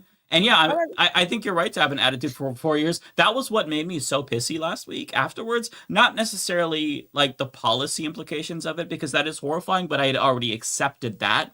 But after he won, the reality set in that, oh my God, I have to talk about this motherfucker for 4 more years. I can't take it. We've been doing this since the first. I know all of It us have never probably ends. we've been doing it since he first got on, and that Yeah. was something. And the way that we were talking then was, we did. Here's what we're gonna do to get him out of here. Here's how we were talking like that. This is wrong. This is wrong. As my camera goes off, but we were saying that, and now we have to deal under Joe Biden. We had to fight him still. We were still talking about him from like what he did on January 6th with his people, and now he's coming in. He's coming in again, and I'm tired. We were so close to not having to talk about him again. So close. If you go back, my first episode ever, back in 2015, I talk about the launch of Trump's campaign. And I'm like, this is such a disaster. What a fucking joke. Boy, was I fucking wrong. And it's never going to stop. It's Trump. I want it to end. I think my first video was when Sarah Palin endorsed him, and it was such a weird, like the whole thing was so weird, and Sarah Palin was weird, and it was just a weirdest fucking thing. And I was treating it as like this thing was so ridiculous. We're still talking about him this almost 10 years later. Oh my! I remember my classmates. God. They were international classmates. And they were asking me about this. I'm like, do you think Trump can get elected? I'm like, no, of course not. He's way too stupid. Americans, they're uninformed, but they're not that bad. And I was just like scoffing at the idea. And like my international friend, who has a very different perception of America than I did at the time, was like, I don't know, man. I'm like, just watch. Oh, motherfucker, was I humbled. And you know what's so funny? I remember I was like a baby in the politics world. I told y'all, I was just a regular journalist. So coming into politics and I'm seeing all these bad things, and I'm like, they're telling me I can be unbiased but give the facts here. I don't know if I can do that. They're like, girl, it's about to get crazy. There's not going to be any way that you can't do that. And I'm like, I'm sorry. And then one day I came in and he said that Haiti was a shithole country. And baby, that was my first real video that I got down with. I think it got 1 million views. And I was like, from that day on, you talk about my people, it's over. It is over. It's 10 toes in the ground. And he went harder this year. And he ain't even president. I can't. I can't. We're still doing the same thing, y'all. We are still doing the same thing. Like, how? I talked about Haiti then. It was a major deal. Now he's talking about Haiti was a shithole country, Nigeria was a shithole country. And then now we got Puerto Rico catching strays, and that's American territory. And then here go Haitians who's in the middle of nowhere minding their own business because Springfield, Ohio was nowhere. Sorry, John Legend. But they're there minding their business, building it up, and here he is again attacking them. And I'm like, we're still doing the same thing. That means that there is a problem. The system that we think that we have that we can fix, it's broken. It doesn't work. It doesn't work. It doesn't work. There's no change. So on a happy note, I just want to share this incredible super chat that I got. Holy crap, $200. Anyone know how to say that name? Because I have no idea. I think is the last name Portisi? Auber de Portici? Auber de Portici. Yeah, Portici. It's given that. Thank you. Says, I think you nailed it. Says, thank you all. Not only have you done a superior job helping me stay informed on issues on the Leftist Mafia and your individual channels, but you have also helped keep me sane. Keep going strong. I appreciate all of you. Oh, that's so kind. I really appreciate these kinds of messages. Incredible. Honestly. Yeah, and I mentioned the bad emails. I got a lot of really great emails of people that were just like, hey, thank you so much. It's, you're helping me to stay sane. I appreciate that. Because even if I feel like we're not really making a difference in terms of influencing policy, it is nice to know that people appreciate just hearing us articulate their feeling and that it's cathartic. It's nice to know that we're having at least some positive effect, even if it's not on the scale that we hoped. We're much smaller than I think people give us credit for, but I appreciate people saying that. I appreciate wow, that I too. didn't get any emails. I must have helped absolutely nobody. Awesome. They love us. They said all of us. They said all of us. So yeah, I get mostly comments. I get the occasional email. I prefer not getting emails because I don't like reading email. So yeah. I'd rather just read a comment. I check like 2 or 3 emails a week, and then I'm like, okay, that's my limit. And then it just keeps filling up. People send y'all emails? Yeah. Occasionally, I normally just get like YouTube comments or They DMs. send me DMs and they're super long, and some of them they'll go into my request, so I don't really check my requests. And a lot of them used to go on my Twitter, which I said I was gonna delete it, right? And then I'm like, are you on Blue shoot. Sky? What? Are you on Blue Sky, Rebecca? I think I'm still on there from when we rolled out when Elon Musk first bought I'm gonna follow you. Okay. Let me see. I gotta go. Yeah, I'm using Blue Sky more now. That's I was my gonna main mention as now. well. Sorry. But I started using it a lot more too when I checked what was going on over there and saw how many people follow me on Blue Sky now. I was like, what the fuck? I was like, how yeah, you should be using it. You especially should be using it a lot more. You have a massive following. I was gonna mention though. If only I used it regularly the past couple of months, imagine where I'd be. I was gonna say yesterday I got recognized, and that doesn't happen very often to me. I was stunned. So in case you're watching, because I put the message out on like social media, because I felt bad afterwards because I'm like I didn't even ask the guy's name. Like I was just like stunned that someone recognized me. But it was at FedEx, like sending out a package, and the guy working there was like, "Are you David Dole?" Like he was like, "Why are you here?" But he gave very kind words of encouragement. He said, "Don't quit," because I had that tweet where I'm like, I need to fucking stop doing this. He's like, "Don't quit, stick with it. We're in the trenches here. Like I appreciate what you're doing." I'm like, "All right, thank you so much." Ben told me to tell you kind. that too. Ben wanted me to give you a message too, David. We were talking about it on Saturday. He literally stopped me in the middle of the show and was like, "No, Rebecca, how's David? How's David? Is he doing all right?" Because I know that he won't. I like everybody know about David. David, what was he wanting? Oh, that's very nice. I love Ben. Ben's awesome. So he said he wanted me to say, stay in there. And it was just a I didn't realize that people take me seriously all the time. Like that tweet was just that is how I feel once a month at least. I'm like, I can't fucking do this anymore. Like it's just for me. I think it's like normal. I thought it was normal. If you read the news every day, I'm sure at some point you want to stop doing it because it is so fucking depressing. So I just voiced it that day because the day after Trump, everybody won, it was like loves super you. depressing. I want you to know that everybody was literally like, Dave, how's David doing? I'm like, I don't know. Well, that's very kind. So I don't plan to go anywhere, but I gotta say, I'm gonna have to find a way to keep my own sanity because I can't. I'm not gonna be. I can't be covering every single one of these Trump cabinet picks. Like it's just not. It's not interesting to me. Apart from being like so disturbing, I don't find it interesting because it's not new. It's just like, he's the piece of shit we all said he was. Like, I got a video clip I don't think y'all have seen for some hopium to end with. That's really awesome. In the chat. Yeah, it's really good. Make sure you play the video at the bottom first and then play the video at the top in the tweet. But it's basically yesterday Parliament in New Zealand had probably one of the most metal moments I've ever seen in like a parliamentary setting ever. And it's extremely badass and will give you a lot of hope towards, assholes and how to treat them. So you play this video first, you said? So if you scroll, scroll up. There should be two videos at the top, right? Yeah. So that's okay. We'll play that one first. The middle of a vote. Mr. Speaker, I call that a personal vote. No, sit down. We're in the middle of a vote. The ayes have it. First, a party vote's been called for. Mr. Speaker. A party vote has been called for.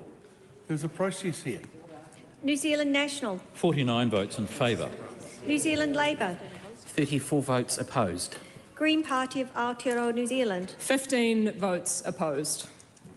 ACT New Zealand. 11 votes in favour. New Zealand First. 8 votes in favour. Te Pāti Māori. E ono ngā pōti e whakahe. Kawana!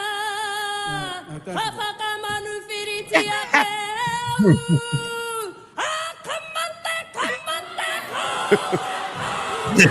Oh, I love it. Oh, hell yeah. Oh, I love this. He ripped the bill in front of him.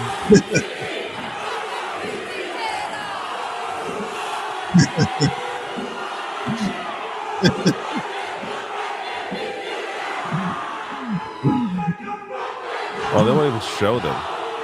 I have the angle with all of them, and people in the other parties started doing the fucking dance too. They don't show them at all. Oh my god! Yeah, I have it. They don't want to encourage it. I want to see them doing it. Yeah, I want to see them. I have that. It's in the chat now. So this is the version from their POV. Okay, let me bring this.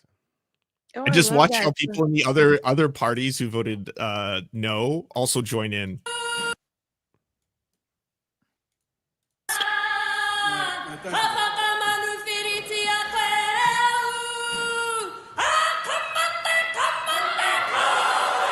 Baby, they got up. We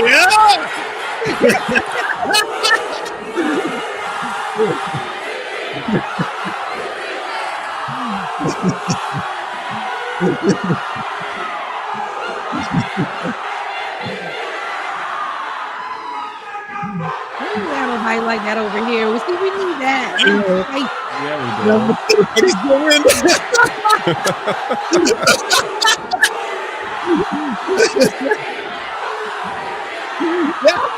Okay, so what is the context here? So what's this vote over?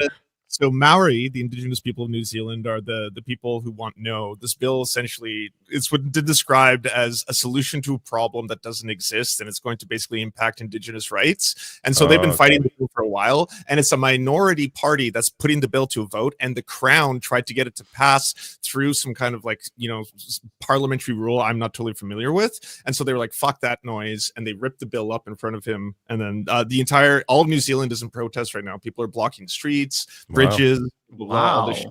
So badass. That is amazing. We got to do more of this. Love it. Yes. I like that. I'm all for more haka in the House. Yeah. Yeah. Representatives and in the Senate. Yes. I want to see Bernie going. We need something. Didn't Bernie have his own little record? Didn't he make some music at one point? He can do that. Did he really? I didn't know. Yeah, this. I remember something about this. Didn't he have I swear to God, this is a thing. No, I know he had some poems that were weird and sussy back in the day. I want to see Chuck Schumer. Not me. We need the young ones who have that. I need them to be more than just going viral. Those viral moments. I need it. If y'all gonna step, y'all gotta step. It ain't gotta be a dance move, but y'all Bernie Sanders has an album. I was right. He does. It's called "We Shall Overcome." So Bernie. And it was recorded and released in 87. Now we shall overcome. It's folk music and spoken word. That's what it is. Wow. Of course, it's spoken word. The best we get are Democrats doing a very performative kente cloth kneeling on Black Lives Matter. Oh God, that's not anything like that. Every time I see that, something in that's what makes me not like some of them. Right. And I always say that, I'm like, y'all always try. I don't care who the person is or how popular they are. I've covered them for a very long time. And a lot of them are performative, and they have these seats that they warm up. They show themselves in when they have to come to work and they act like they're a part of whatever. They act like they really care about an issue. But baby, the way they go home and be around their family and all this stuff, Nancy Pelosi was dead wrong for that. I just feel like, girl, and then it's funny because they, to me, match how the world views Black people too. In that moment, mind you, Black people have had their issues. Black Americans have had their issues in America for so long, and some of their peers and family members have been a part of the problem. But here they are, all of the sudden, because it was a trend. 2020 around that time or whatever, it was a trend, right? So the same way the world treated it, we had our kente cloth candles. We had the chicken and the watermelon at the furniture store. We had all of that going on. A lot of people that didn't have no jobs after school, for some reason, that was getting jobs. Twitter had their Black space growing within the office, and the help with it was just a lot of Black awareness. All of a sudden, that's gone. It was so dead this year. It was all those little holidays, they're gone. They was all the people that had those, even Netflix. They had their space for Black voices. All those movie apps had their space for Black voices. They're gone, right? Netflix took theirs away. A couple of other people took their space away for Black voices. And to me, the same way that the Democrats or didn't do it this year, didn't up nobody, didn't make it a Black thing, and especially don't ever do the kente cloth again, but did not, we saw less support for that. Throwing mine away right now. It mirrors to me how Donald Trump is doing with the DEI, even though it's not as extensive, but basically y'all, it's all performative. I need y'all to really, Yeah. I need folks, I don't need them anymore because we already know where y'all stand for years on that side. There's no flipping that. That's y'all belief. But the people who really believe in Black issues, LGBTQIA plus issues, all the issues as our leaders and getting us help, equality, all of those things, we need to start building and honing in on them and empowering them more. Because these other people, they don't give a damn. They really don't. They really do not. And that's why I really don't, and pardon my French, because y'all know I'll be cussing like that, but I really don't fuck with Nancy Pelosi and them older people. And they don't do anything. They just show up. And I don't like that a lot of liberals rent penthouses on they coochies and on they balls. I don't like it because y'all just do that. Like, oh my God, look at what Nancy Pelosi did. She rolled her eyes and it's such a big deal. Girl, we got policies to push because it's more than that. It's more I than just that. hate that shit so much, Rebecca. Like, yeah, it wasn't slapping thing. It didn't move me. It didn't have no sauce on it. It ain't nothing. Like it. No. We got So this like 800-year-old gremlin, and we're supposed to Yas Queen her because she tore up 2 pieces of paper. Like, Rebecca Rebecca wants to see some sauce on them balls, okay?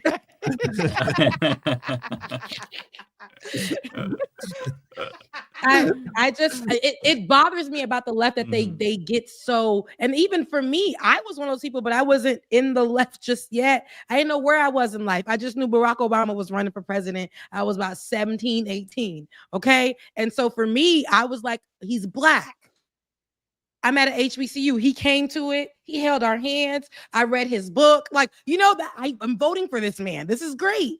And then as I began to get older, you understand that there's policy. There's things that are going to affect you in your future. This leader and the people behind him, they're going to, like, everything that they push for you, they're in power.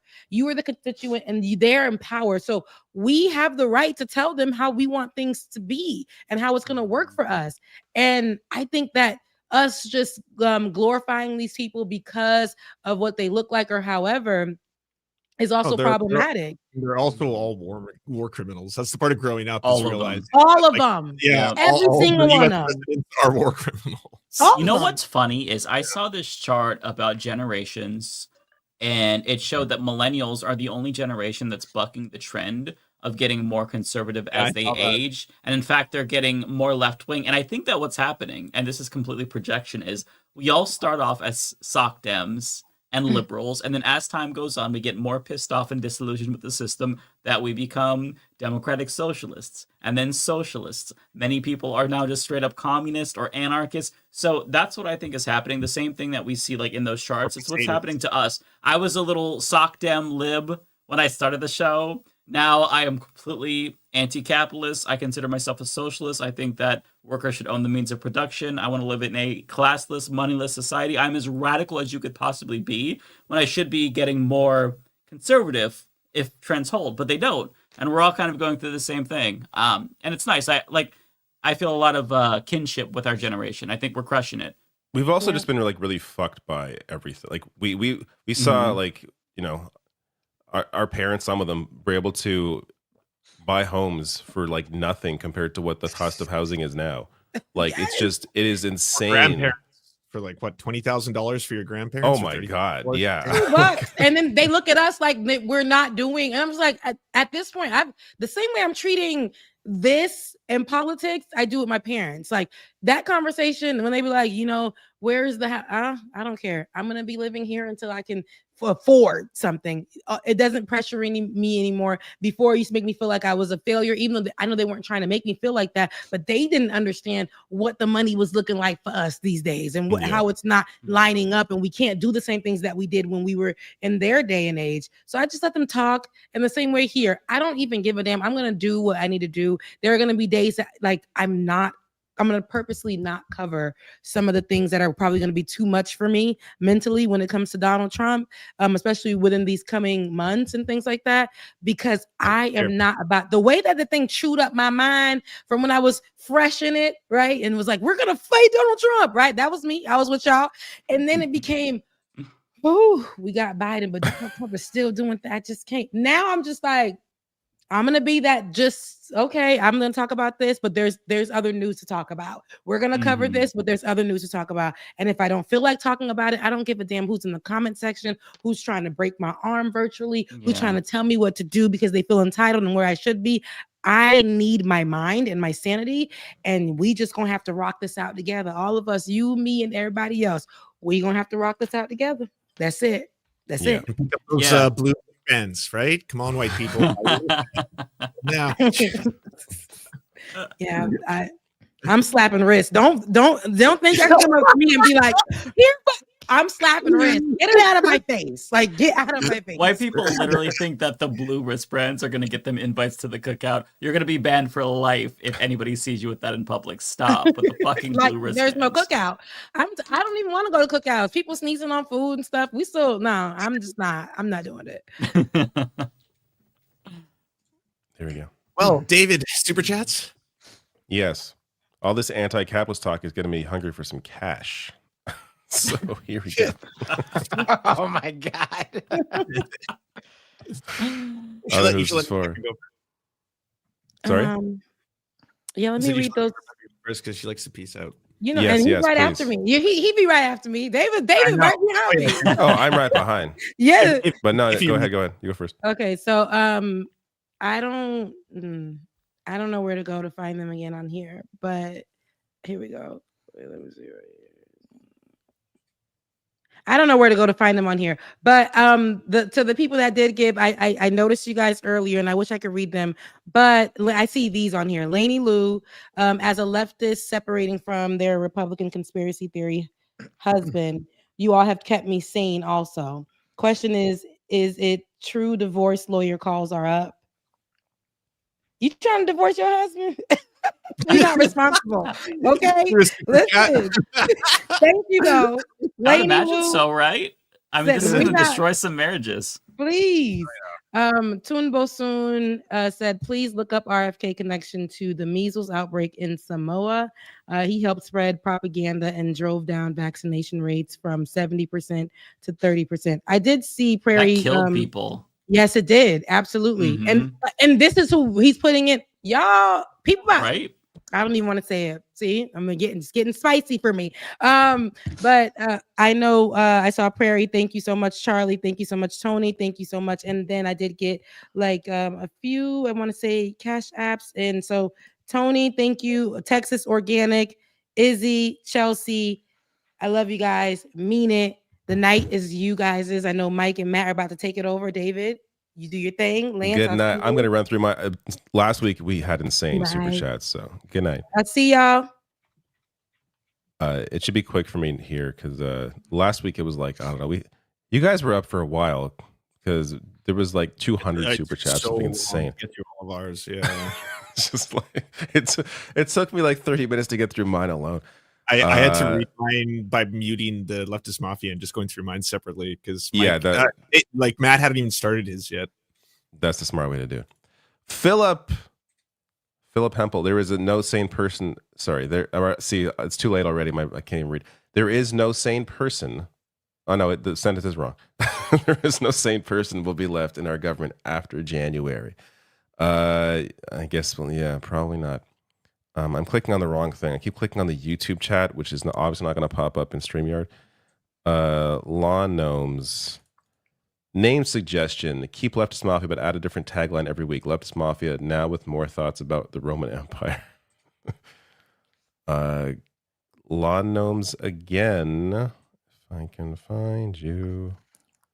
Funniest timeline is possible. Gates resigned, so if he isn't confirmed, he's completely out of Congress. I mean, that would be a benefit, but I can't imagine whoever replaced him is going to be great. The ghost of Jeff Epstein. Trump's best friend. Yeah. Laud Gnomes again. What international act of protest would you rather have Congress adopt? Performing a haka in New Zealand or grabbing the bill and fleeing the floor? I like the fleeing the floor because it's so ridiculous and it creates this commotion where people are chasing each other around. So I vote for that one. Kowalski, that's not the right one. That's somebody else's. Kowalski. The capitalist class is very happy with this current party power turnover. Labor is weakened, the rent economy gets solidified, regulations are unenforceable, and public servants lose their skill.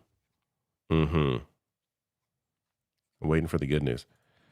Archangel, thank you for your super chat. Says, I don't think people understand how stupid the average American is. I bet 20% or less could pass a citizenship test, and yet we give them the power to elect the extremists who will lead our country. At the same time, you can't limit voting. Like there's other ways to address that than, just blaming people that are stupid, I guess is what you're trying to do here. I get your point, but I don't know. Is any voter as terrible as Trump is as a person, and he's the actual fucking president? Like, I say we focus the attention on that as opposed to the voters. Koru says the rich will inherit the earth. Just a little adjustment to the old adage. Let's have some positivity. Everything's so fucking sad. I know. Notoriously Bratty, thank you for your super chat. Looked into Steve Boots yet? Lance can vouch for him. Steve is a fan of yours. Let's build a Canadian political commentary community for the next election. I feel like I've heard his name now a bunch of times. I just don't watch a lot of politics. Awesome. If you want uniquely Canadian takes from a lefty who makes really well produced videos, highly recommend Steve Boots. All right, there you go. Maybe we should have him on the show then. Yeah, especially leading up to the I'll election. look up Steve Boots. He's on YouTube. He's on YouTube and Twitch. Okay. Atheist Danny says, have you read Albert Einstein's Why Socialism essay? I don't believe I have. It is funny that certain things that about certain people like Albert Einstein that don't get popularized the way other things that we do.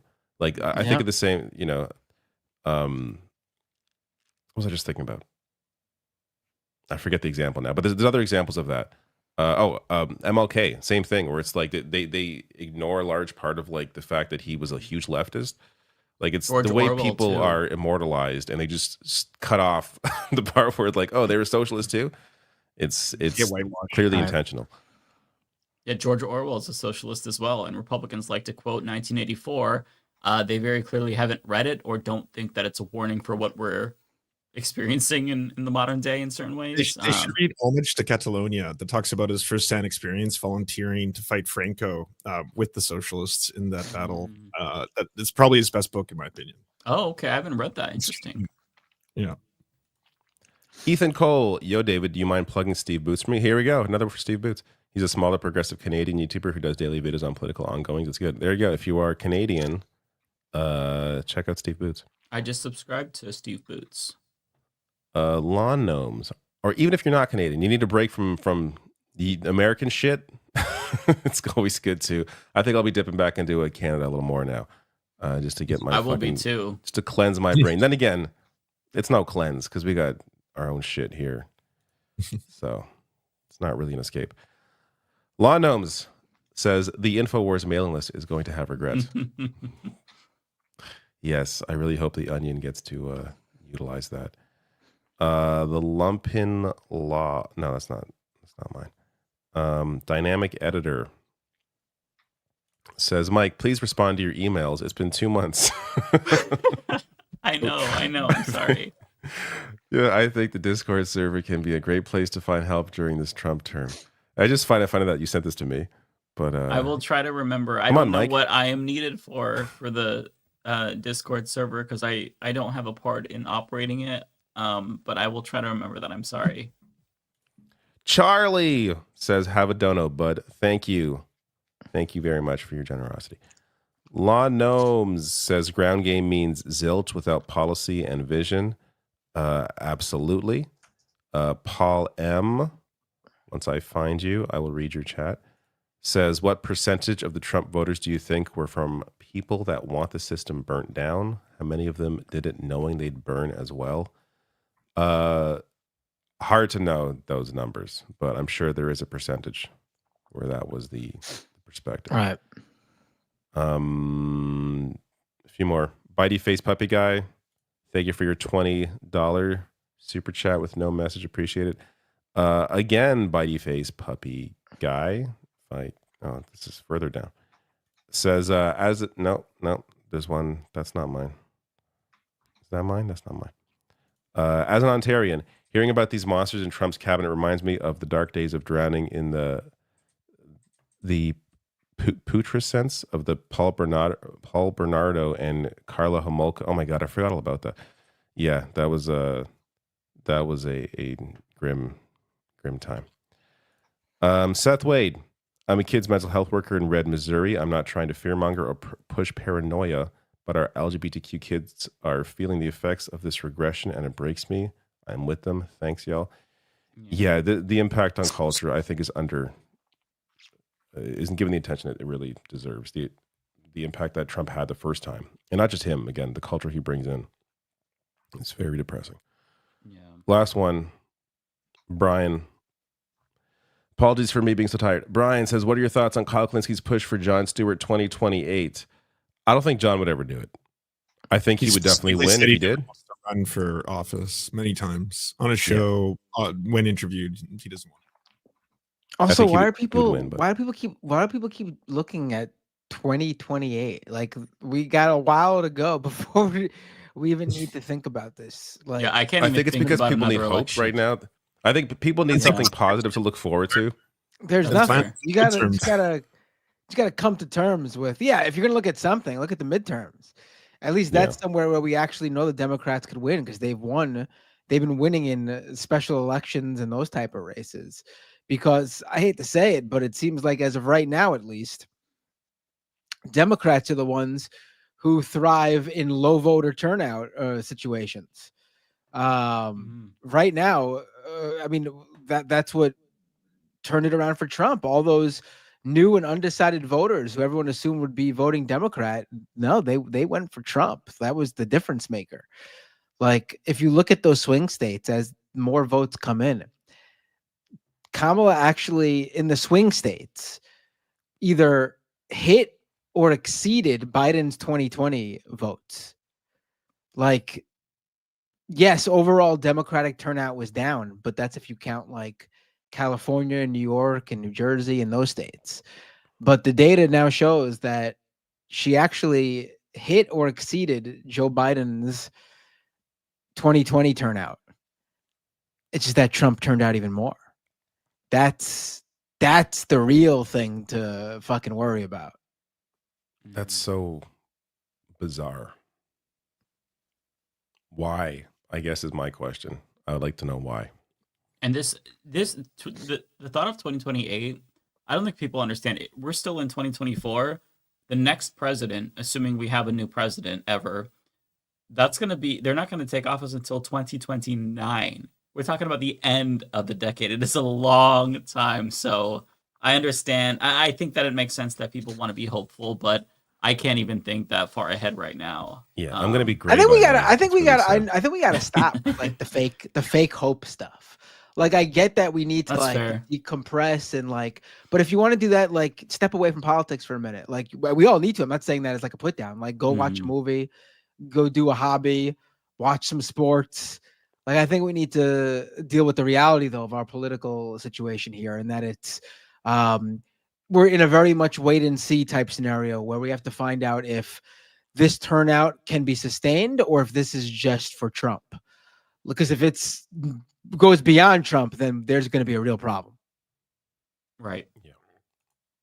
Last one, just a voice. Thank you for your super chat. Very generous. Says, love your CanCon, David. Hang in there. These are just nominations. Much love to you all. Yeah, these are just nominations. I wish I could be that positive about what Trump is doing. All right. Good night, you all. See you all next week for episode 100. Oh my God. What kind of surprises hold are in store? on. I'm not going to be here next Thursday. Did we decide to move it to Wednesday, or is that still not decided? We can, but the following week is Thanksgiving, so we'd have to move it to Wednesday 2 weeks in a row and throw even better. Off. We'll teach our audience that Wednesday is the night for the next 2 weeks. If that's fine with everybody else. You're not taking Thursday off the Thanksgiving week? You guys are working that week? I mean, I'm fine with doing a show Wednesday. We don't got to do a long show. I'm fine next week with Wednesday. Yeah, it's fine. Yeah, I'm fine with Wednesday too. Are you fine with that, Lance? I think so. Let me get back to you, but pretty much as of now, yeah. What you can do jumped in, and we're basically eating into Left Past 10's time. That's their time slot. Well, you guys got to switch to Thursday. Yeah, I'm sorry. I'm down with doing a pre-Thanksgiving show, by the way. Oh, sorry, I got one more. Philip, thank you. Very generous. Says, been smoking too much. Thanks for hanging in with us. Thank you. I should be smoking too much. I'm actually thinking if we do a pre-Thanksgiving show on Wednesday before Thanksgiving on Thursday, maybe I'll get enough super chats to go so long that people can switch straight from the stream to the Macy's Thanksgiving Day parade. I thought you were going to say you were going to go so long that you'd be able to afford a turkey for Thanksgiving. No, you could just, I'll be going, and then before you know it, I'm saying, all right, guys, peace. And then 8 a.m. Macy's Thanksgiving Day parade starts. Just switch on over. I was in New York City it was 2017. It was right after Thanksgiving. I think we had just missed the parade, or I don't know, whatever the hell was going on there. But it's a great time to get to be in New York because like the Christmas decorations are up, and New York is such a great. If I could live in the U.S., I'd probably live in New York City. It's just a great city. I lived there for a while. It's awesome. Oh, it's so you know what they say about New York, right? If you can make it here, you can make it anywhere. Well, it's up to what you. if I already made it here and then I moved there? No, that doesn't go the other way. It doesn't go the other way. But I've already made it. If you can make it here, you can make it anywhere. It's not if you can make it in Albuquerque, then you could also make it in New York. But if you move that success from Albuquerque into New York, you still continue the success that you had. I mean, maybe New York eats you alive. Well, that's possible too. Because it's a concrete jungle. Yeah, clearly, I'm here too long. This is what you're missing, David. Isn't this riveting? Riveting. Okay, way too close. Lance, do you want to go first before? Yeah, I can go. I don't have a lot. I'll read them quick while you're setting up. Angel Roberto Salgado Perez, thank you for the MX20. Did you consider Rest in Puss for the new name? Love from Mexico. You too. Do you want to vote on that? Rest in Puss. I like it. No takers. Malin Miller with the $5. RFK Jr. continuing the Kennedy tradition of losing bits of their brain. This is true. Celeste with the $1.99. I fear Dem Rats won't fight back as hard this term. Then I fucking primary them. Don't let them become the nominees. Actually I don't ever spend time, money, or energy on people that you don't believe in. Like I only canvass and phone bank and knock on doors for politicians who I am aligned with. Like they're going to represent, my beliefs. Otherwise I vote. And it's just like a one-day thing. I'm not gonna spend my money or my time or any of that kind of shit. Charlie Jinmere with the $5. Would the lawyer associated with Jones be the same one who leaked his text to the opposing lawyers? I don't know if he's still with that lawyer, but I don't see Jones firing that guy because it's Alex Jones. Looney Tunes, thank you for the $1.99. New name for MTG. Marjorie Karen Green. Michelle Marty with the $2. Mike, I love you so much. That was probably from when we were talking about the debate, Mike. So there you go. Janelle M, thank you very much for the $5. Massive boss move by the Onion, purchasing InfoWars with the blessing of the Sandy Hook parents. Totally agree. That is the win of 2024, in my opinion, if it goes through. I didn't get that bad news that Matt had until this episode, but I think it'll still go through. I think that's a small hiccup. Oh, you don't learn. Nothing goes our way ever. You don't learn. I think it'll go through. Yeah. Thinking she'll win the election. Yeah, I'm thinking everything's gonna be okay. Yeah, we don't learn. That's a liberal loss. Now the world lost there. To be a leftist is to suffer. Dennis with the $5. Thank you all. Thank you. Malin Miller with the very generous 20. I'm 26 now, and I've only become more socialist and beliefs with my age. I think we need socialism, Sunday communism. The only thing I don't understand is anarchism. Anarchy seems dangerous, but absolutely yes to socialism. That's because most people think of anarchy as from the movies, and they think of it as chaos or justification. I can give you a super quick description of anarchy.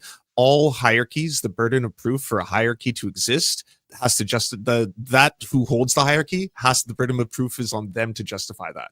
So if there's someone in more power than another person, the burden of proof to why that hierarchy exists is on the person with power, which I think when it's explained like that, which is the way Noam Chomsky explains it, then I'm like, oh yeah, well, I agree. Yeah, of course. The burden of proof should be on the hierarchy.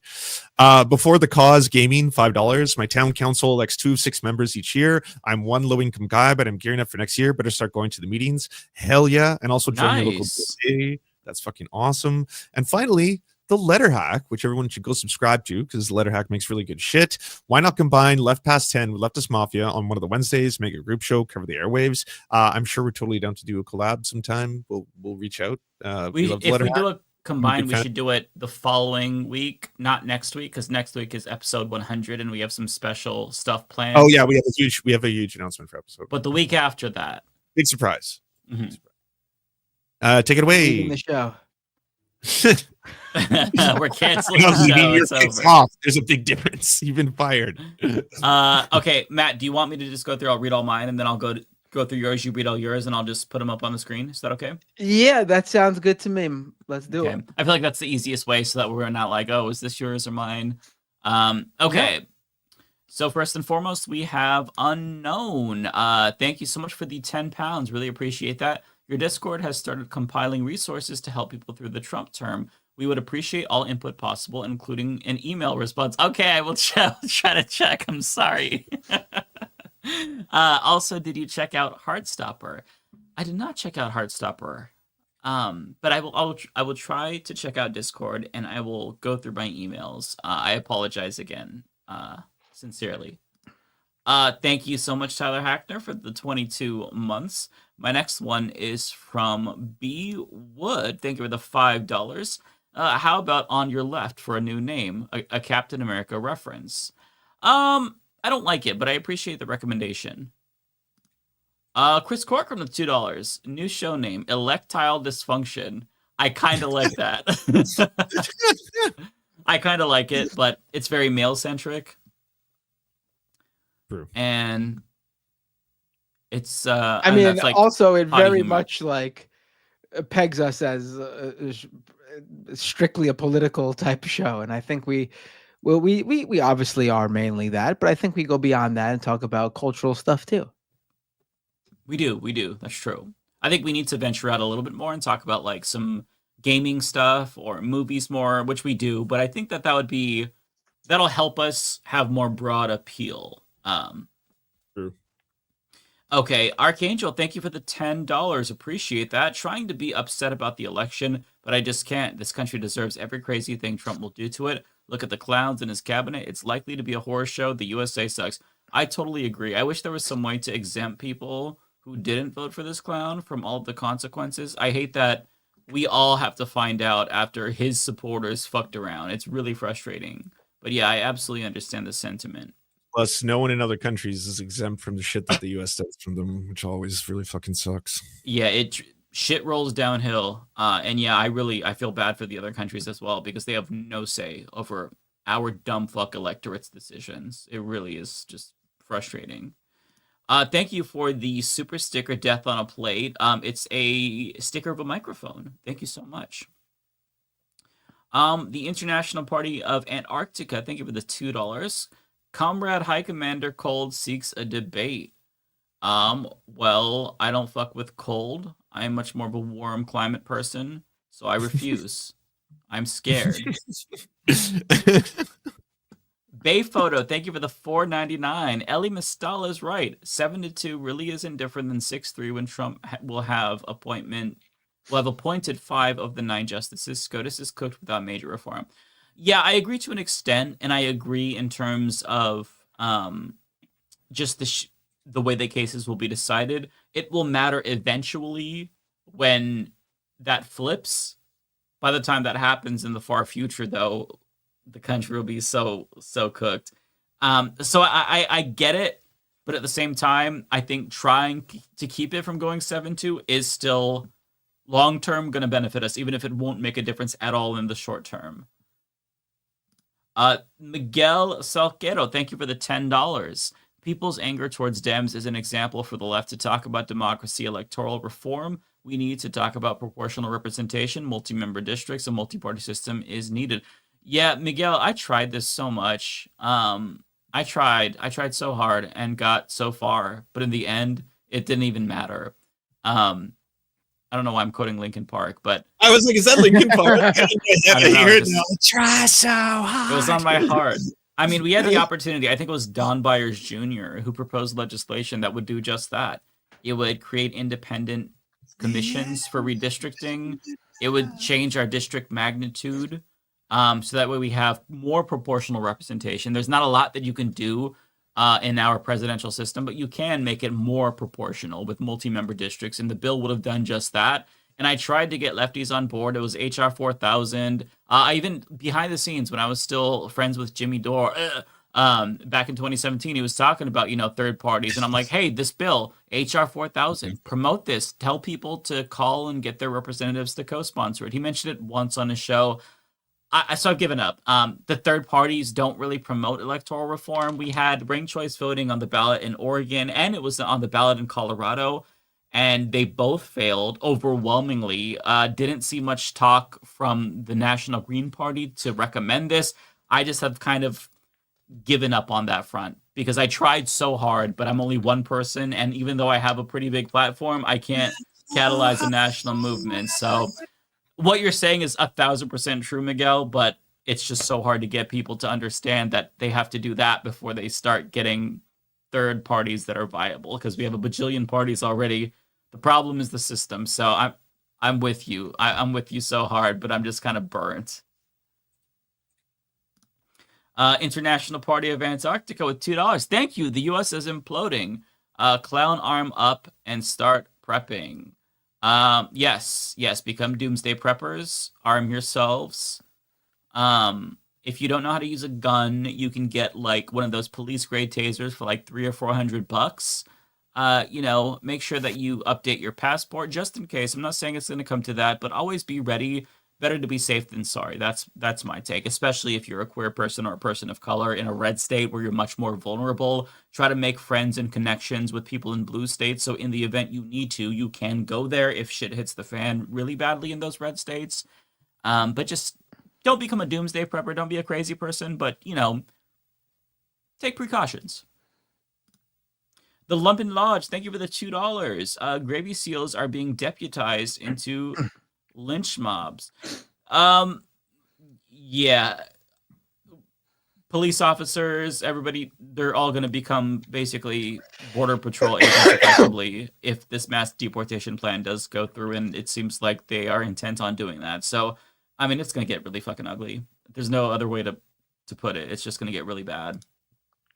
Oxpecker, thank you for the $5. To whom it may concern, Destiny and Xander Hall are encouraging the Democratic Party to blacklist several leftist outlets, including the Majority Report. I think What does that mean? What do these guys think, that there's been access? Who fucking cares? Yeah, they're already basically blacklisted, right? No, we've been blacklisted. Oh no, the same fucking show they've been doing and we've been doing for the past how many years? Give me a break. Yeah. AOC, Are you guys from the DNC? AOC just went on her Instagram and asked people what progressive media they listen to, and then it was the Daily Show and the Majority Report. Yeah. Does she watch fucking Destiny and Xanderthal? I don't know. She didn't say she did. Xanderthal. Whatever the fuck his name is. Give me a break. No, I'm laughing because who cares? Yeah, I know. Oh no. We've been blacklisted from the Democratic Party. Who gives a shit? Yeah. I don't think many of us banked on getting access when we started these fucking shows. Yeah, I didn't do this for the access. Right, yeah. I hope everyone realized that. Oh, That's I'm sure. I don't even know his fucking name. People go to the DNC. People in the YouTube in the chat are like laughing at how I pronounce it.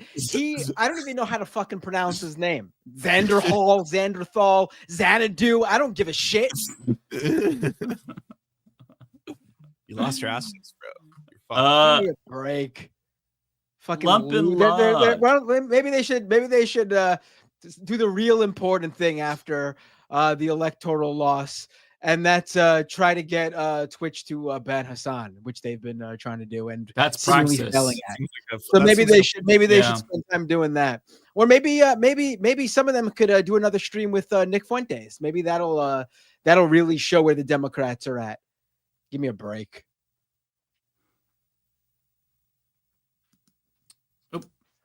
Lumpin Lodge, thank you for the $2. Trump and Alex Jonestown are Scientologists. I don't think they're anything. I think Trump is just probably atheist or agnostic, if I had to guess. He's definitely not a Christian. That's all I know. No. Not a Christian at all. Foil Grim Tinny, thank you for the $2. You ask for evidence first, then argue. I think this was in response to something earlier. The way that I read it at first, it sounded like an accusation. Like, hey, Mike, you ask for evidence first and then you argue. Like, what do you want? I don't think that's what you're going for. I'm sorry, I don't remember what this was in reference to, but I appreciate you sending in that super chat. Kowalski, thank you for the $10. It is time to unleash the spirit of Huey Long in Nebraska. Rent control for apartments and farmlands, nationalized packing plants, greenhouse communities, real populism, be for something, vengeance. I would love that. The one thing that I hope we get out of this, if we get anything, is a population that is much more radical. Americans need to embrace radicalism and not be afraid of that, because the system is not going to change itself. And I don't think you can really change the system if you work within the system, be it through the Democratic Party or through a third party. That's still working within the system. I think that you need real grassroots momentum in this country to get actual change. And that's going to come through labor power, some type of general strike, something like that. Because I just don't think that you can accomplish much the way that we've been doing it, electing like one to do progressives each cycle. Not that that's all that we've been doing, but I think we just need to expand our approach to politics. Philip Schwartz, thank you for the $5. The right was constantly messaging for years while the Democrats didn't push back at all. Exactly. They were completely quiet while the right pushed conspiracy. And that is part of the problem. They did nothing when the right talked about the open border. They just let that go unchallenged. When it came to the trans in sports issue, they didn't contextualize it and say, hey, there's like 100 trans kids in sports across the country. What are we talking about this for? This is a distraction, because they want to divide and conquer. There was nothing. So yeah, I agree 1,000% with you. The Democratic Party has completely shit the bed. And because of their failure, that's why the right is so emboldened in this country. Thank you, Brady, for becoming a member. Appreciate that. Thank you for the 5 from, Charlie DeGinmer. I stand with Spicy Mike and the rest of my LGBTQ found fam. F Trump voters right now. Thank you so much. I appreciate you saying that, Charlie. Sir Bikes a Lot Day, thank you for the 5. Will someone please correct Matt Bender and Biden's job was to stop Bernie Sanders, not Trump. Biden got elected for the same reason why Trump won. I'm not sure what to correct Matt Bender on, but Bender, you're wrong. I think it was both though. I meant what he said. I meant what he said. His job was like that was his whole pitch. That was his campaign ad. That was how he jumped into the race. Right. He used the Charlottesville clips and explained how like he was going to be the one to stop fascism. And give me a break. I do agree with Matt. So I actually will not correct him there, because that was what he claimed his whole deal was. Like, I mean, obviously we know his job, according to the Democrats in the primary, was to stop Bernie Sanders. But overall, in the big picture, he claimed his job was to stop Trump. Right. And he was the guy who could do it. I'm sorry, like thinking about it, like if this was going to be the end game, it probably would have been better just to go through another 4 years of Trump right after 2020. This is the worst. I think this is the worst case scenario, actually. Yeah, that's not unreasonable, actually, to think about it that way. The one benefit is that and the Supreme Court, because it would have flipped this time. He would have been the one responsible for having to pull the country out of COVID. He would have failed, just like Biden seemingly did.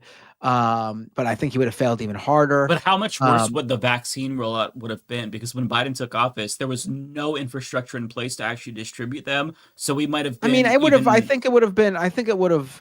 I think it would. I think it would have. It would have been done simply because there wasn't that hardcore anti-vaxxer sentiment yet among the Republicans. On top of that, he wouldn't have known he could get away with everything.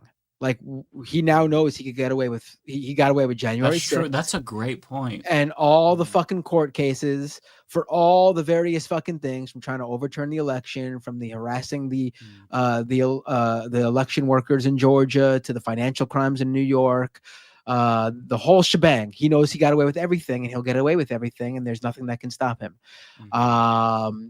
This is the worst case scenario. He probably should have just fucking won in 2020. Oh my God. Yeah. You know what?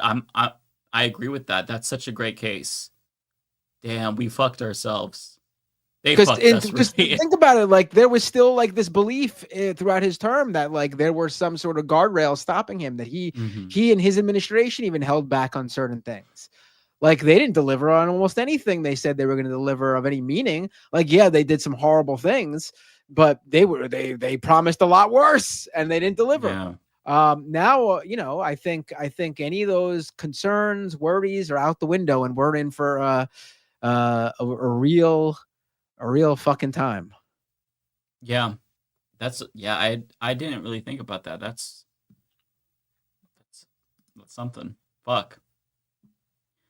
Tara, thank you so much for the 5. I wish our representatives were as worked up as you, Mike. Oh, thank you.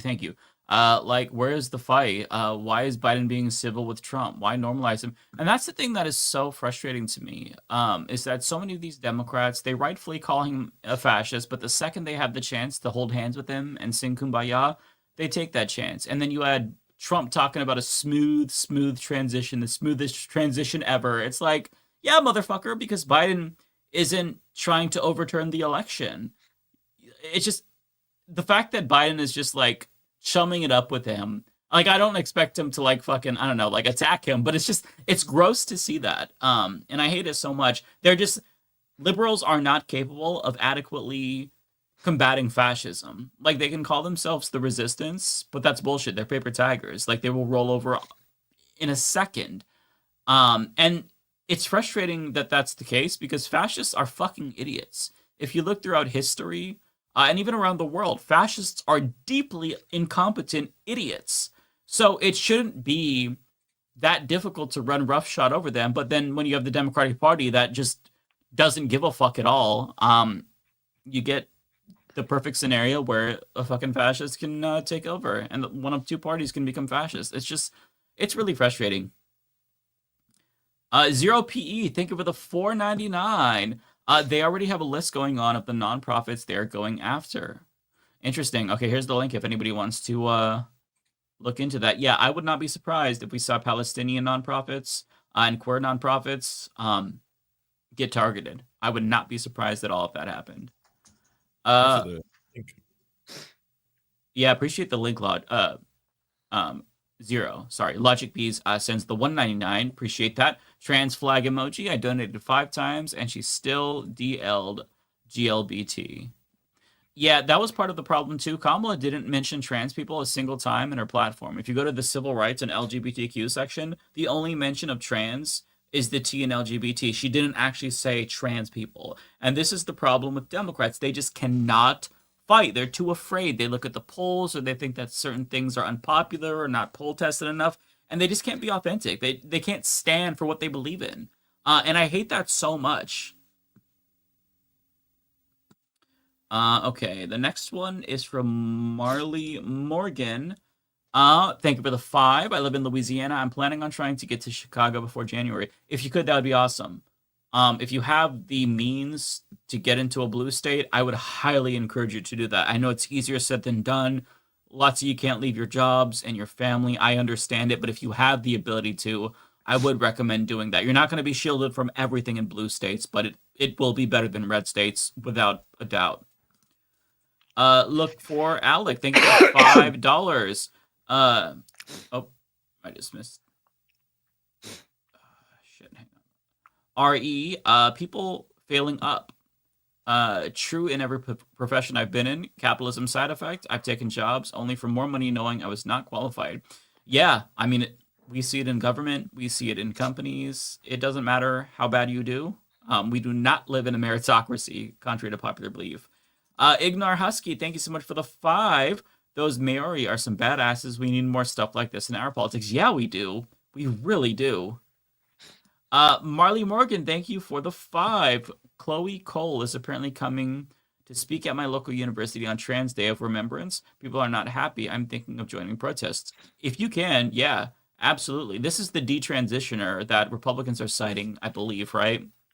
In different gender affirming care bans. But yeah, if you can protest the transphobe, hell yeah, I would recommend you try to do that. Nadia Yvette Chambers, thank you for the member chat. Appreciate you. They'll declare trans people inherently obscene, and there are few enough for them to mass imprison them all. Libs are denying there'll be prison. Yeah, I think that liberals are downplaying a lot. Part of it is cognitive dissonance. The thing is that we don't know how bad it's going to get. I'm just taking Trump at his word. So we'll have to wait and see. Hopefully he'll do what he did last time and didn't follow through, but I think that that's wishful thinking. I'm encouraging everybody to hope for the best, but prepare for the worst. Protect yourself. Protect yourself in a number of ways, right? Like, don't use these applications that have geo trackers. If you're queer, don't use period tracking apps. If you use them, just be very careful. Try to use encrypted communication services like Signal if you can. Be very, very careful about what you say online. They're going to be looking for reasons to come after people. Having said that, don't cower in fear. Like, don't live your life as if, they're ready to come sweep you away and throw you in the gulag. Don't do that. That's not going to help anybody, but just do common sense things to just protect your data, protect yourself. That's all I'm trying to say. I don't want to scare anyone, but just you need to be realistic and make sure you don't do anything to jeopardize your own security in this time. Lizzie Bennett, thank you for the $10. Loved it when you doubled down your thoughts on these Trump tards. I miss those hour-long shows you used to have exclusively on Patreon. Please bring them back. Sincerely, your favorite sock them. Well, thank you, Lizzie. Hour-long shows on Patreon. I'm not sure what you're referring to. I do still do the monthly Zoom calls with patrons and YouTube members, $5 and up. And those are super long. Usually I'm there for like 6 hours. So I do still do that if that's what you're referring to. Feel free to come by. Those are always a ton of fun.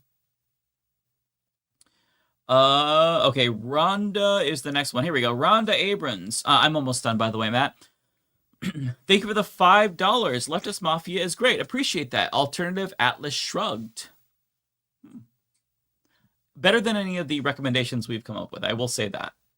I think it's probably best to just keep Leftist Mafia at this point. Maybe we get a new logo or something. I don't know, so it feels fresh. I don't know. Chris Corcoran, thank you for the $10. Rachel Zegler, Snow White got shit from dudes like Elon after she called out Trump voters post-election. An apology came out that clearly wasn't hers. As someone who's pro-Gaza, we must keep her safe. Yeah, I didn't hear about this, but yeah, good for her for speaking out. I hate that she took it back, but never ever give in to the mob. You always double down and triple down, especially if you're right. Fuck them. Nadia Yvette Chambers, thank you for the $10. Greg Palast has some serious material that might raise some worthwhile questions. There'll never be certainty, but it's still worth having that certainty, especially about the voting public. Questions with regard to like the election results. I don't know if this is in reference to like the Stop the Steal liberals or whatever, but I think that it would be hilarious if liberals did a January 6th. That would genuinely make me think that I'm living in a simulation. But I don't know if that's what you're referring to, so I won't get into that rabbit hole. Parched Pigeon 9, thank you for the $4.99. I know we're scared on what's going to happen next, but remember, we need to stick together and fight back. Don't give up. We can all get through this. Thank you for the encouragement. Really appreciate those words. I'm sure other people appreciate that too, Parched. Funky Flesh, thank you for the $5. I love y'all, but can we please not use ableist slurs like libtard and Trumptard? We should call out awful takes without being bigots. Is that in reference to the super? I think it might be in reference to the super chats. I don't use. No, you said that word when you were talking earlier about. Oh, did I? Yeah. Okay. My bad. I will try to avoid that. It was more of like a, hey, this is what they say, being ironic, but yeah, I see your point. Okay, dynamic editor, thank you so much for the $5. Mike, my goal in the Discord is to make sure things are up to your standards, make sure organizing is set up, and make a YouTube community post about it. Well, I don't know what I'm looking at, if I'm being honest, on Discord, because I don't use it. So I'm sure it's fine. I think you should. I'll try to check my email to be sure. I'm not trying to worm out of that. I will try to remember to do that. But make sure it's up to your guys' standards, because you all use it. So, make sure it's a space for you all, since I'm not really part of it. Asa, thank you for the $2. Only thing right now I'm looking forward to is GTA 6 and Mafia. That is true. GTA 6, right? Trump can't take that away from us. Unless the obscenity laws come into effect. He did target gamers in some of his speeches. I was like, oh, that's going to backfire. You don't go after the gamers, not the capital G gamers. Come on. Yeah, we'll see. Oxpecker, thank you for the $2. Oh, sick. I found a full can of Mountain Dew under my chair. I don't know, Ox. Seems a little bit suspicious. Miguel Salcedo, thank you for the $5. I would push back and say, start in the States. Vermont has a successful progressive party. Democracy is equally important, just like universal health care. Yeah, I think that there are certain things you can do to subvert the system. I think working parties family, DSA in certain states have a good blueprint. So I think that's fair pushback, Miguel. Brian Schroed, thank you for the 5. Okay, I've got like 5 left. I'm sorry, Matt. It's all good. Also from Oregon, RIP RCV. Also, Christine Drazen, who lost the last governor race, just became my state rep by running unopposed. F that lady. Did she really? God, we cannot get rid of this lady. Next one, Nadia Yvette Chambers. Thank you for the $5. There we go. Okay. This is way underestimated. It's a combination of 1876 and a coup like the U.S. has imposed on the rest of the world. Yeah, I will say, Nadia, try not to catastrophize too much. I know it's really bad, but just do what you can to protect yourself. I don't even I can't be like, yeah, it's gonna be okay. It's hard to sugarcoat it. Just make a plan to protect yourself and, protect your security for sure, because shit's going to hit the fan. Celeste, thank you for the $1.99. We need God. We need a God. We need something, because goddamn, is it bad right now. Nadia Yvette Chambers, thank you for the 5. Protests and organizations will be militarily ended, and LGBT people will be, and more will be mass imprisoned, lives ended. Handmaid's Tale 2. I don't know if it's going to get that bad. Don't catastrophize that much. I don't think that they'll outright imprison us. At least not yet, but they will absolutely restrict our civil rights and civil liberties in a bunch of ways. So just, again, as I said, hope for the best, but prepare for the worst. Marley Morgan, thank you for the $5. I have a concern about media censorship like Russia's gay propaganda law.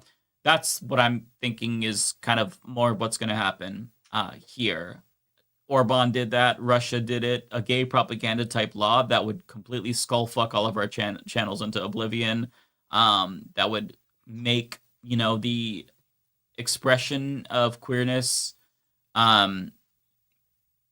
more of a problem. I mean, I want to say, well, it's, that would violate the First Amendment, but he has the courts, so it's hard to say. But something like that would be, I think, the worst case scenario in terms of how far they'd be willing to go, but who knows? I'm also surprised we haven't been reached out to by, how Tenet got all the money from Russia. Why isn't China tapping on all of our channels and being like, here's $10 million for you to talk about how good our EV industry is? Which I would be like, well, I already talk about how good your EV industry is. What a surprise! Yes, I am for sale. Yeah, your high-speed rail, that's phenomenal. Yeah. We should have that here. Michael Huziak, thank you for the $5. Hey, do you think there's a distinction between a comedian's bit and speaking for the candidate in regards to Tony Hinchcliffe? I don't really know. I don't think it matters. Because if you invite somebody on stage and you vet his speech and you allow that to happen, you allow him to insult Puerto Ricans. I think that's a terrible move, and you are effectively representing the campaign, especially if you're speaking at an event sanctioned by the campaign. Turns out that didn't really matter, but I absolutely I don't erase Trump's culpability here. You can say, maybe he was incompetent, but you had him speak, and he submitted that speech beforehand. Yeah, they edited it. Oh, they did edit it, right? They took out something. They took out. Do you know what it C was? They originally he had a joke with the. Can you say? I can say that on stream, can I? Either way, I won't roll the dice on this one. But either way, they had a joke where they had part of the campaign was like, "Kamala's a C word," and then all of a sudden, and the word is communism. Like that was the whole right. That right. Very, very subtle. Let's see here. I've got 2 left. Thank you for becoming a member, Zanikin Banachek. And one last one. Thank you to Nadia again for the $10. State laws to massive prison all trans people already landed in multiple states and are mere preludes to national ones. Recriminalization of sodomy is also a declared intent in Thomas and Dobbs concurrence. Right. Yeah. No, I understand, Nadia. Yeah, it's scary. It's just we're gonna have to take this a day at a time and see what comes up, and see what happens, and then figure out what to do going forward. It's gonna be really ugly. Just hopefully you have some people to lean on, and other queer people that you can talk to during this time, because it's we're gonna need support. Okay, I am officially done, Matt. Wow. Are you sure? Yes, God, I'm sorry. That took way longer. The problem was I wouldn't stop engaging more than I usually do, and I needed to just stop talking. But I'll try to follow along with you if you go to your first one. It's all good. Actually, I should mention, I forgot to tell people to follow my second channel that I've started, that I want to stream stuff on that's not politics, like the gaming. So I'm going to drop that in quick. Matt, your sound's getting out. Yeah. Is it really unbelievable? How does this happen like every fucking time? Give me a second. Every time we get to super chats, that's when it starts doing it. That's when it starts doing it. I'll quickly read one then. Jar for $5. Thank you. Going to be painful watching the same shit happen in belated slow motion in Canada. This is why I keep telling everyone, organize locally. I'm actually really excited to kick out my fucking right-wing cop mayor. I'm banding together with a bunch of political parties. We can do it. I'm very excited for it. I have no hope for the federal election, but in my local election, which affects my life a lot more, I'm going to kick out our piece of shit mayor, and we're going to put in a fucking awesome lefty. So start joining local orgs. Start organizing locally. Honestly, really that really is the ticket right there. Local politics is it's food for the soul. Even just meeting up with people and having a conversation will make you feel less alone. I get that you kind of get that through the internet by listening to us, but actually engaging with somebody in real life and knowing that there are people in the real world who feel the same way you do, I'm telling you, you feel way less hopeless too. I have no control over the federal election on a large scale, but on the local Vancouver election, after meeting with a whole bunch of different political parties, we can do this, and I'm like, holy shit, I feel like I have power now, and we're gonna band together and reuniting the houses and all this shit. I'm really excited to fucking kick out. I like that. Ken Sim, goodbye, Ken Sim. Your days are numbered. All right, do I sound better now or no? That sounds good so far. Okay, good. I wonder why that happens. Very bizarre. Yeah. All right, let me read. Oh, and I closed everything, so now I don't have my super chats in front of me. Hold on. It didn't help that I was sick this week with a cough and couldn't stop coughing, so I didn't get to do my own show this week. So did you get your new computer though? It just came. I did not. I set it up fully yet. I'm still on my Nice. old computer, but that will be stopping. Next time you guys see me, it should be on my new computer. I Right basically on. like completely cleaned out my closet space that I use for my workspace slash studio. So it's ready. I'm ready to go. I'm ready to. I'm gonna be jumping in thanks to Donald Trump winning the election. I'm jumping right back into it, full throttle, folks. Nice. So youtube.com/Matt Binder if you're not already following me there. And when I need to decompress, I'm not going to give you copium. That's when I'll go to my second channel and play some Fortnite with you all. Nice. All right, so let's go to all right, Charlie the Ginnemer, thank you so much for becoming a member at youtube.com/Matt Binder. Thanks as well to Joyce Maddox. Thank you so much. What can you do with a super chat? I think you should do the name change. Great rating stunt. It could even be temporary as long as some scamps don't snatch it up. We should do the We should do just I- here's I- our I don't name know why, change. but Leftist I Mafia. did Drop the I the. did like Six Talk. It worked for I did Facebook. like Six Talk. Six I Talk don't stuck like with me a that. little bit. I like the play on words. I like the But it just sounds like sex talk. Yeah, I know that's the point. Oh, yeah. I was like, that one. I like it. It's all right.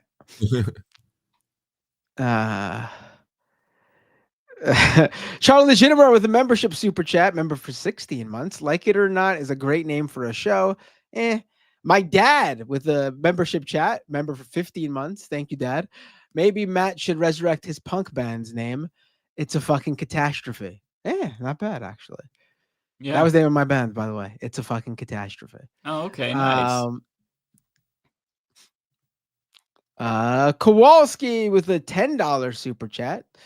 Due to congressional seniority rules, Trump has basically decapitated the Florida MAGA leadership in Congress. These freaks are gone in 4 years or less. This could be great for the long term. What do you mean? I missed something here. He's just pulling a lot of people out of the House to fill roles in his administration. So maybe they lose elections and those seats get taken up by Democrats.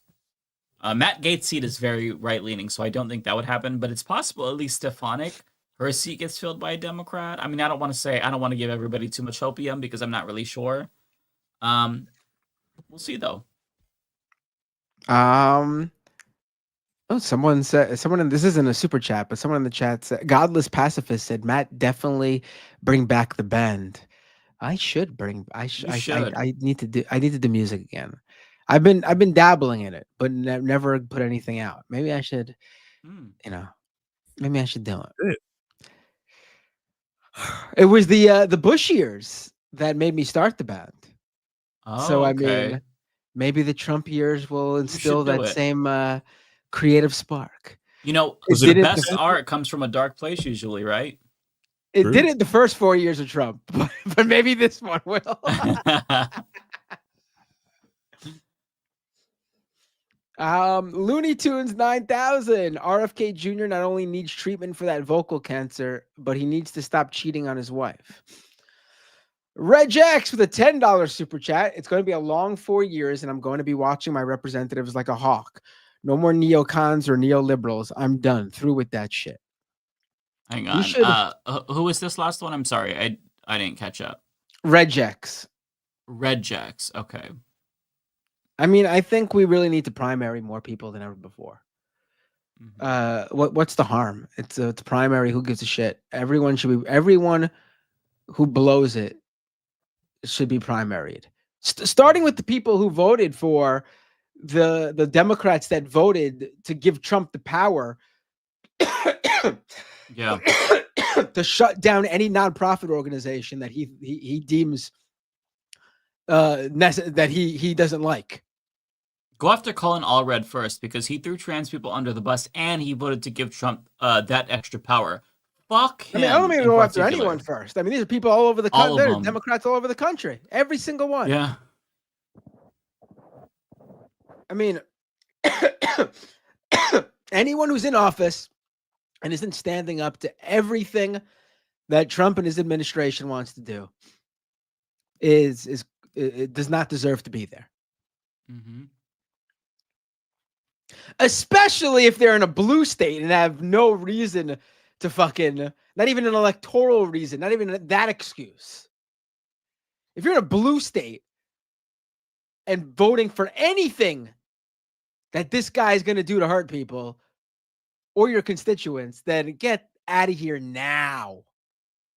Mm-hmm. And Like, start by making fun of unbelievable. them. Give these idiots names like Trump does. Chris Corcoran says that Rep. Debbie Dingle sucks ass. Well, then call her Debbie Dingleball. Everybody should call her Debbie Dingleball.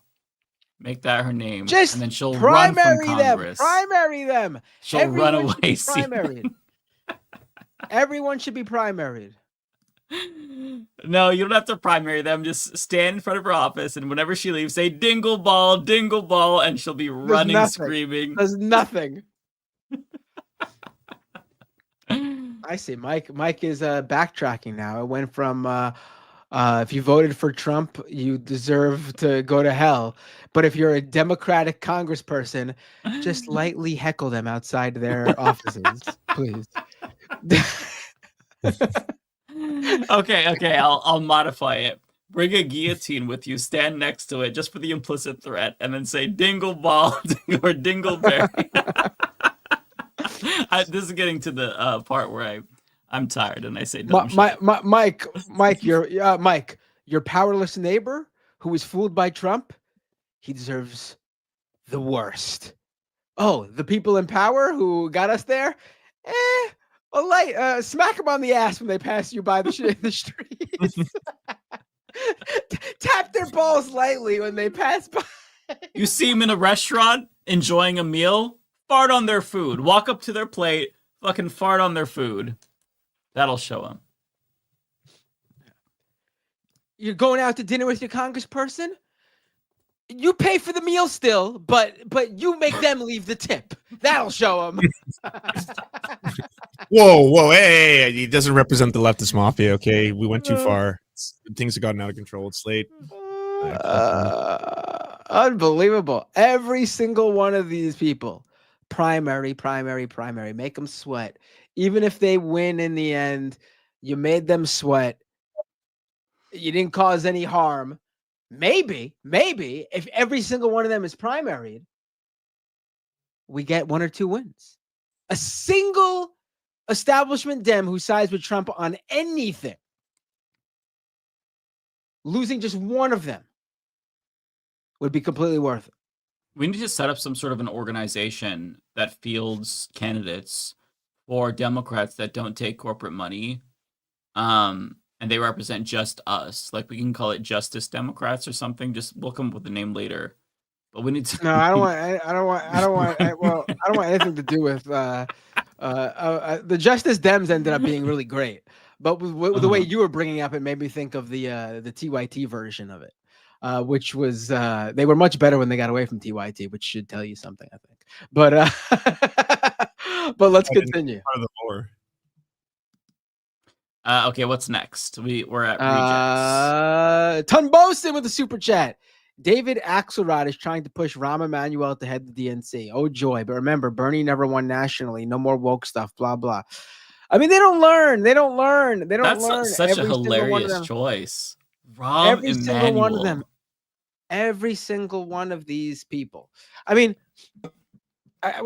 Trump has laid out the way to run campaigns now, and it works. Even in blue states, just fucking speak to exactly what they want to hear, and throw the establishment under the bus for not caring about your grocery prices and your wages and everything costing more than ever. Just do that. I was repeat that for Dems across the country. Seriously, because those are actually issues they should care about. Trump beat them at their own game by lying to people about him caring about those issues. But those should be the actual issues that Democrats are running on, because they should be the issues that they care about.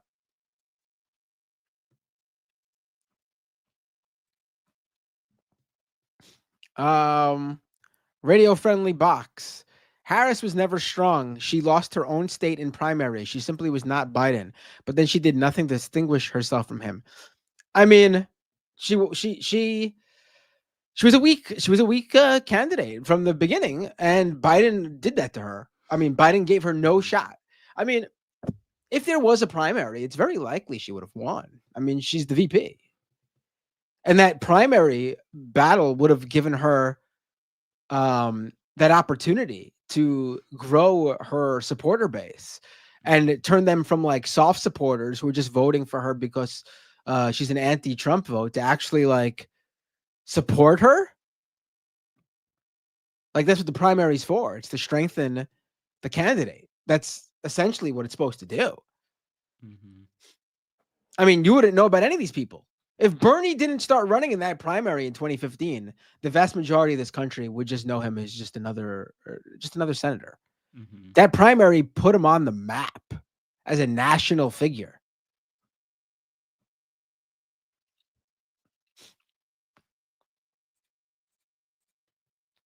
Omega with a super chat. Last week in Brooklyn made me grateful for the community online. Thanks, Majority Report, the Leftist Mafia, Francesca, RM Brown, and Alan as well. Even my dad. Thanking my dad. Thank you. My dad appreciates that. Charlie the Ginimer with a super chat. I watch most of y'all's videos at work in secret, surrounded by MAGA turds, while hiding in the closet. It makes it bearable. Hell yeah, Charlie. I love to hear that. I want to talk to your. I want to talk to your MAGA turd co-workers. I would love to. Yeah. I don't think he wants to have that conversation with them. That's why he's probably hiding in the closet. Yeah. First order of business when talking to them. Do you know your coworker calls you a MAGA turd?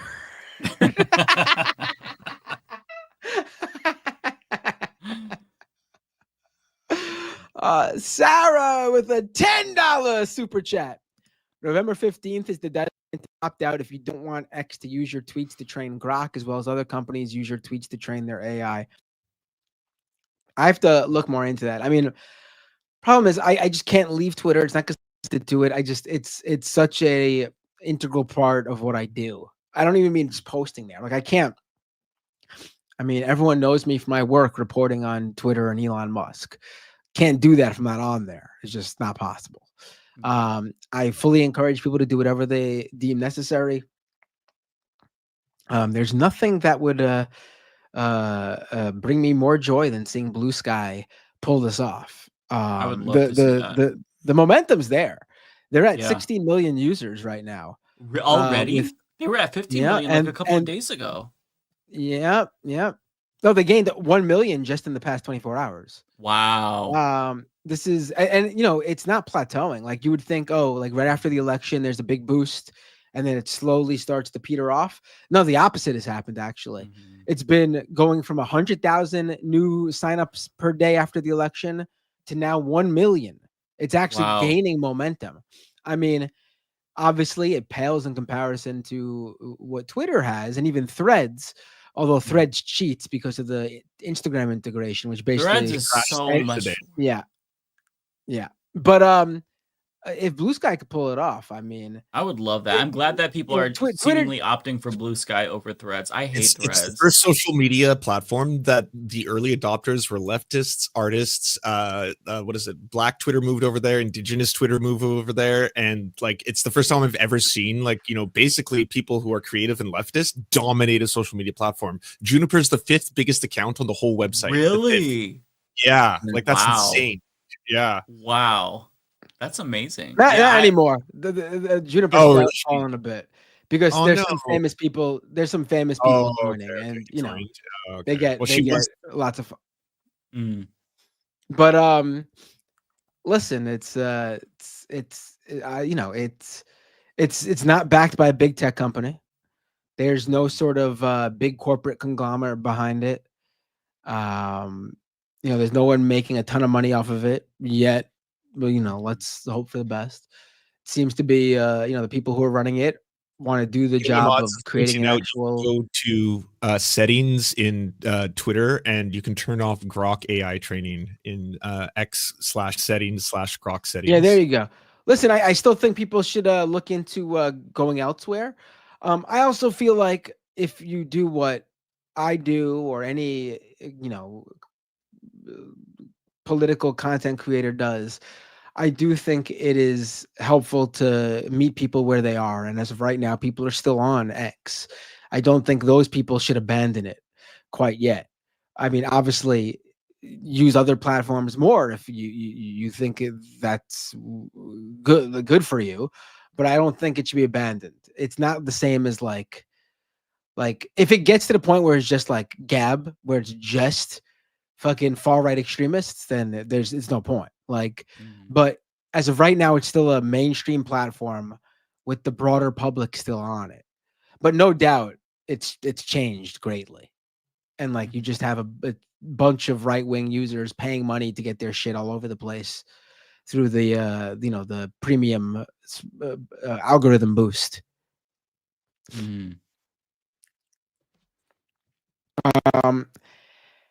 Angelin de Begashaki. If it helps cheer anyone up, on the bright side, I've had a great couple of weeks in my personal life.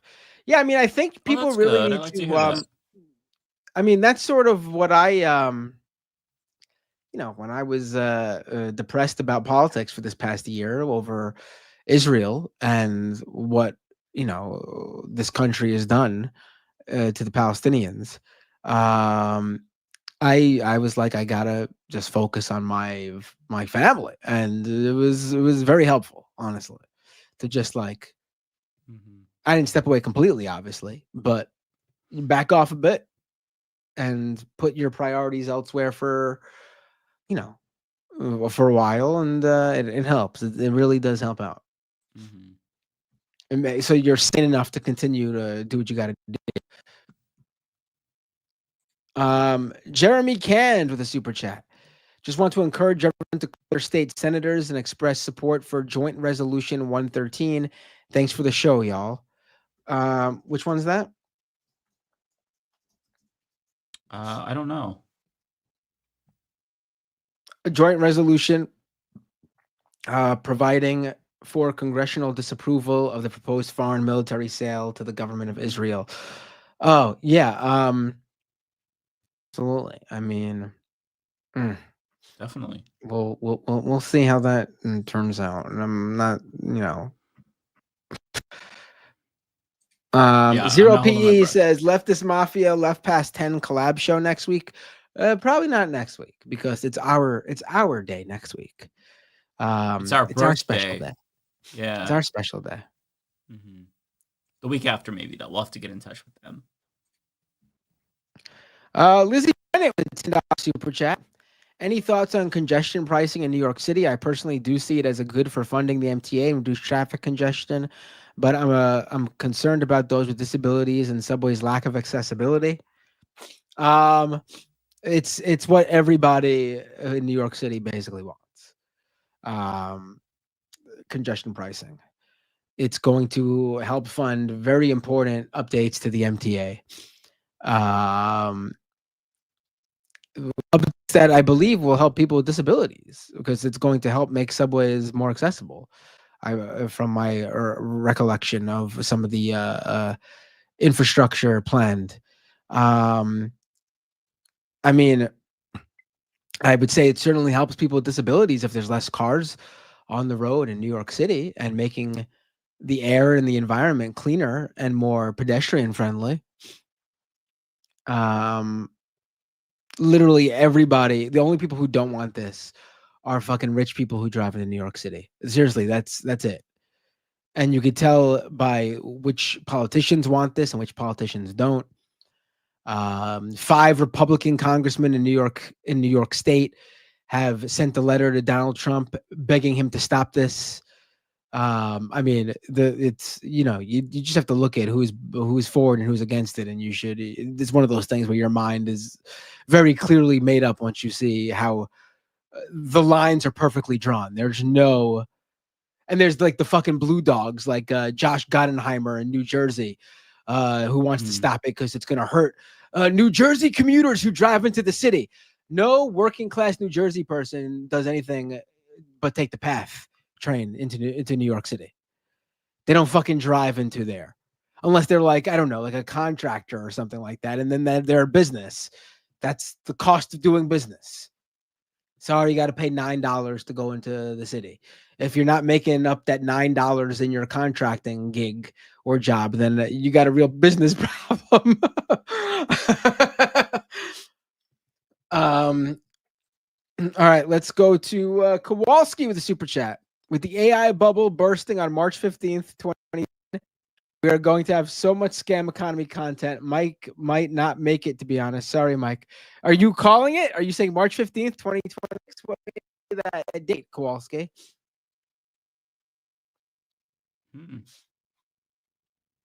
I think this is a prediction, right?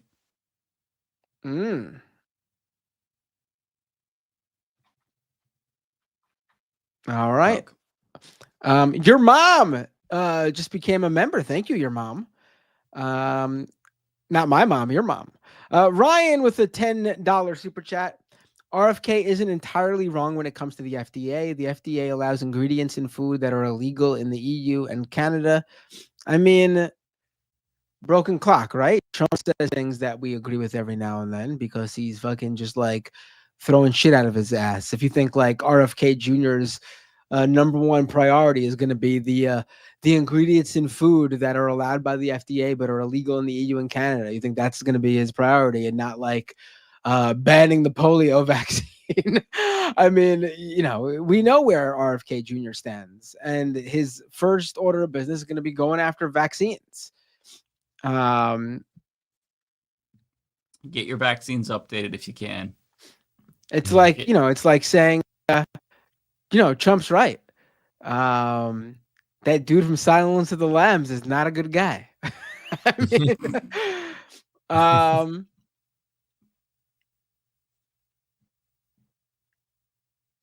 Regex with a $10 super chat. Fucking righteous. I don't know what you're talking about, but everything is righteous. So there you go. Celeste with a super chat. Is Michael Moore alive? Haven't heard from him. I have no idea, nor have I really noticed, honestly. Very astute. Celeste. Where's Michael Moore at right now? We need him.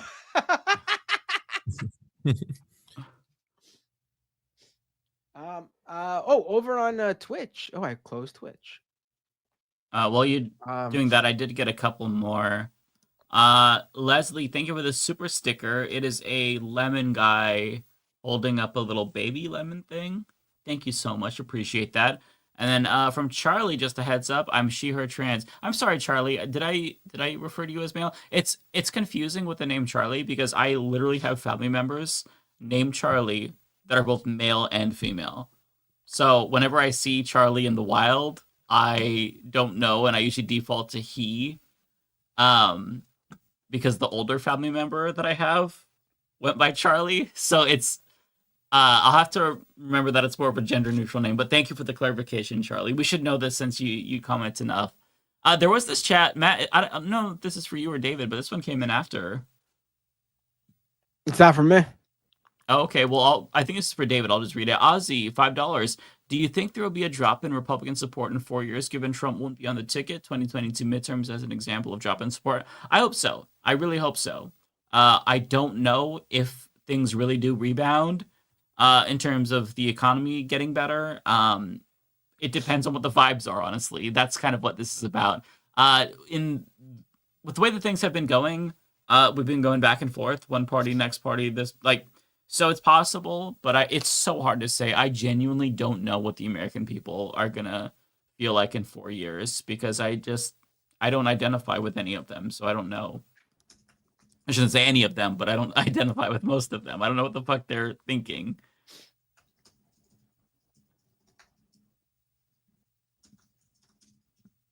Okay, so on Twitch, do we want to raid somebody? Yeah, who are you thinking? Oh wait, hold on. Twitch, I got a few things on Twitch. One second.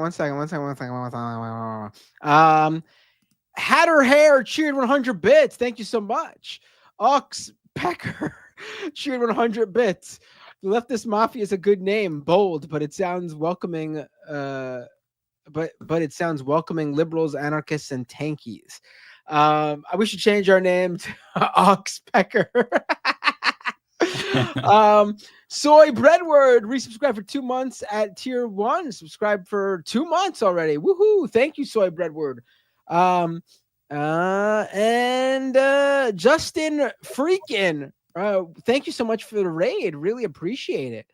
And that's the show, I think. Oh my god. One more super chat from Nadia. There'll never be legitimate elections again in any of our lifetimes. Optimistic note to end on. I hear the concern. And you got one. Oh wait, from I just got one Sarah. more. Hold on. I just got one more. Sarah with a $10 super chat. That November 15th headline is only about if you're cool or not with Elon using your tweets to train AI. I personally don't trust him. It has nothing to do with leaving the platform.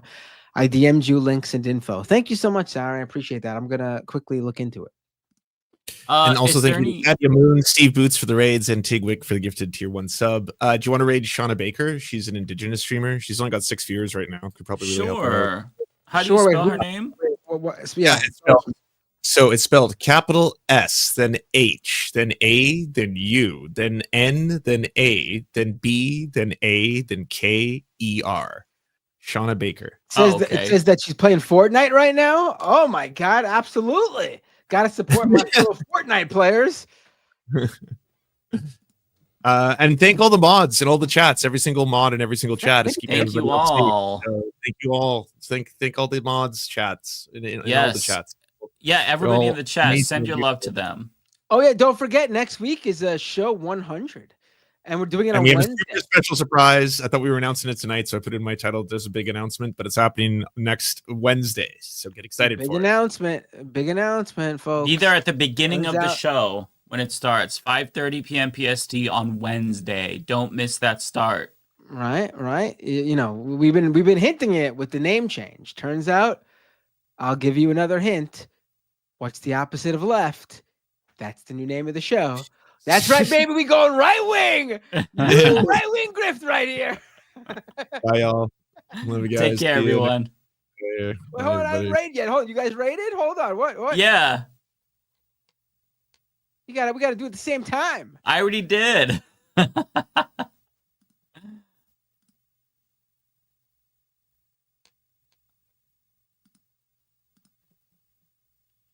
right, I just did it. You did it? Okay. All right. I'm going to end the stream. We'll see you all next week.